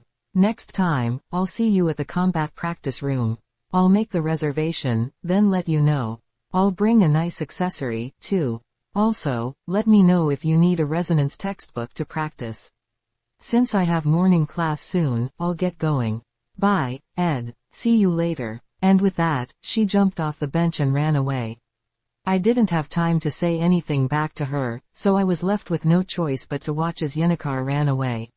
Rumor had it that the school's finances were in quite a tight spot. Professor Glast was quietly sitting in his laboratory, flipping through the pages of his academic books. Research regarding celestial magic was extremely limited, so barely any progress had been made at all. Regarding the study of celestial magic, which twisted and broke the rules and challenged the perceived truth, barely any progress had been made since the work of the great sage Sylvania. It was hopeless for any scholar to try and study the sage's seal in the first place. If academic research was a field where only a few chosen geniuses could contribute, then was the role of a scholar such as himself only to remember and systemize the knowledge of his predecessor to pass on to future generations. Professor Glast let out a sly laugh, troubled over his old-fashioned way of thinking. He had realized that his life had become comfortable enough that his worries were nothing serious. In any case, Glast's role had become clear. In a world full of trash, he was going to be someone that would find a gem of a talent that would shine, changing the world forever. Such a brilliant talent would be capable of speeding up the progress of research, regardless of the field. Thud. Assistant Professor Cleo Elpin broke the silence, bursting into the laboratory. Professor Glast, you're not going to knock. I'm sorry, but it's urgent. Cleo went outside again, closing the door and knocking. Professor Glast let out a deep sigh. It's fine, just come in. Yes. Cleo strode in, holding a bunch of files and a crystal ball. She dropped it all over Professor Glast's desk. I have something to report. This is a really big deal. Get ready to be surprised. Quote ellipsis quote. Ed Roth's Taylor. Do you know that student, Ed, the one who was excommunicated? I don't bother remembering the names of every piece of trash that doesn't have a drop of talent. There you go again saying such a thing. Just hear me out first. Cleo kept on making a fuss, slamming on his desk. You know Lucy, right? Lucy. The one that you really adore, Lucy Mariel. Quote ellipsis quote. Lucy was defeated by Ed. To the point where she couldn't do anything. No, what I'm trying to say is, I was suspicious about the occupation of Ophelis Hall incident, so I went to do some further investigating. No, even before that, I need to explain why I even went to the Northern Forest. There's no point for you to keep rambling on, Assistant Professor Cleo.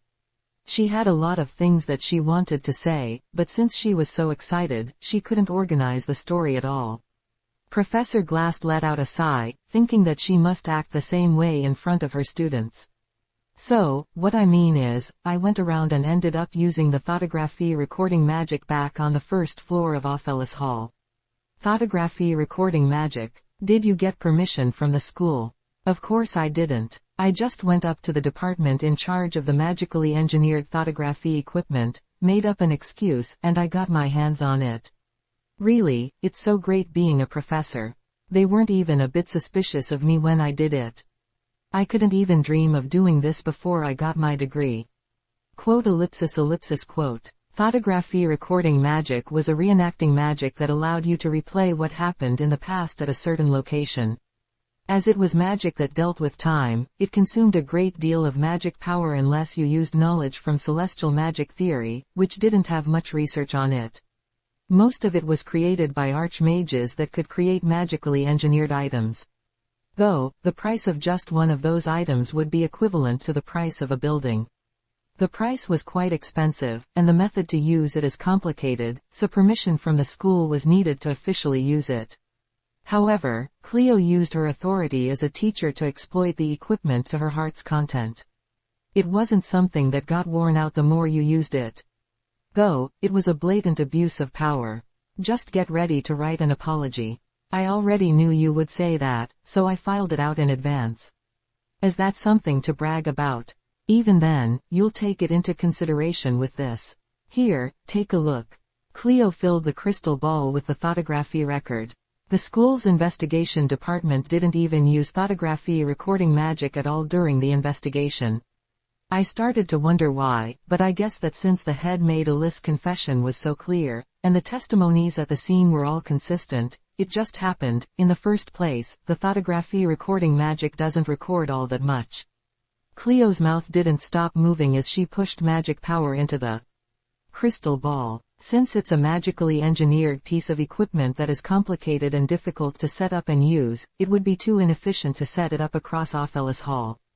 That's why I chose to not extend the investigation out that far. There was no need to. It was more valuable for me to just use it in one place, rather than the whole building. So, what are you saying? Just in case, following Taylor's testimony that he met Ed on the first floor, I only used it in the main hall on the first floor. The method to set it up was too complicated, so I just slapped it together. Regardless of if you were a faculty member, there was a limit to how much you could do. He was starting to get tired of Assistant Professor Cleo's straightforward behavior every time she had a gut feeling. If Professor Glast had agreed that there might have been an issue, it would have been sent over to the disciplinary committee right away, but Glast wasn't that type of person. There was also a shortage of people in the academy. So, look at this. It caught Ed. I brought it over to you quickly since the image won't last long. The scene was the moment Ed sat alone in the main hall of the first floor, greeting Taylor. At first glance, it seemed like a still picture, but you could tell it was clearly moving by the raindrops hitting the window. Look at this. He's just like a black curtain, right? Quote ellipsis ellipsis quote. Can't you see the way he's sitting? He looks just like he's saying, I'm the black curtain behind all of this, right? Quote ellipsis ellipsis quote. Professor Glast ran his hand over his face as he looked straight at Assistant Professor Cleo. Is this everything? Excuse me. I asked if this was all you brought in, seeing as you stomped in here and slammed the door. No, I also told you how Ed was carrying around Lucy, who was completely knocked out. Lucy Mariel is the type that is extremely lazy. She will fall asleep whenever there is time, and the moment she does, she won't wake up easily.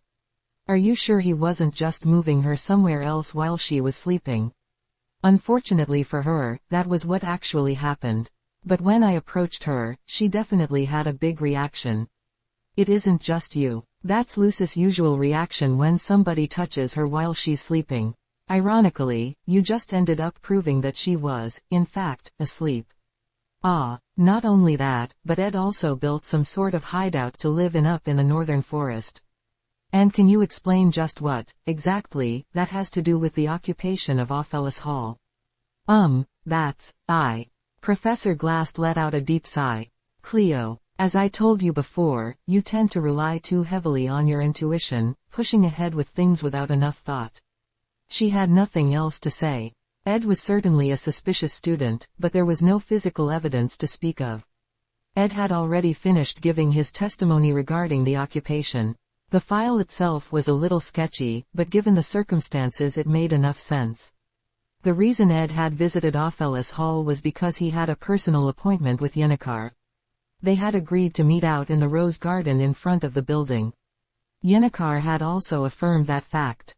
But then, realizing that something had happened inside Ophelis Hall, he went into the building to see what was going on.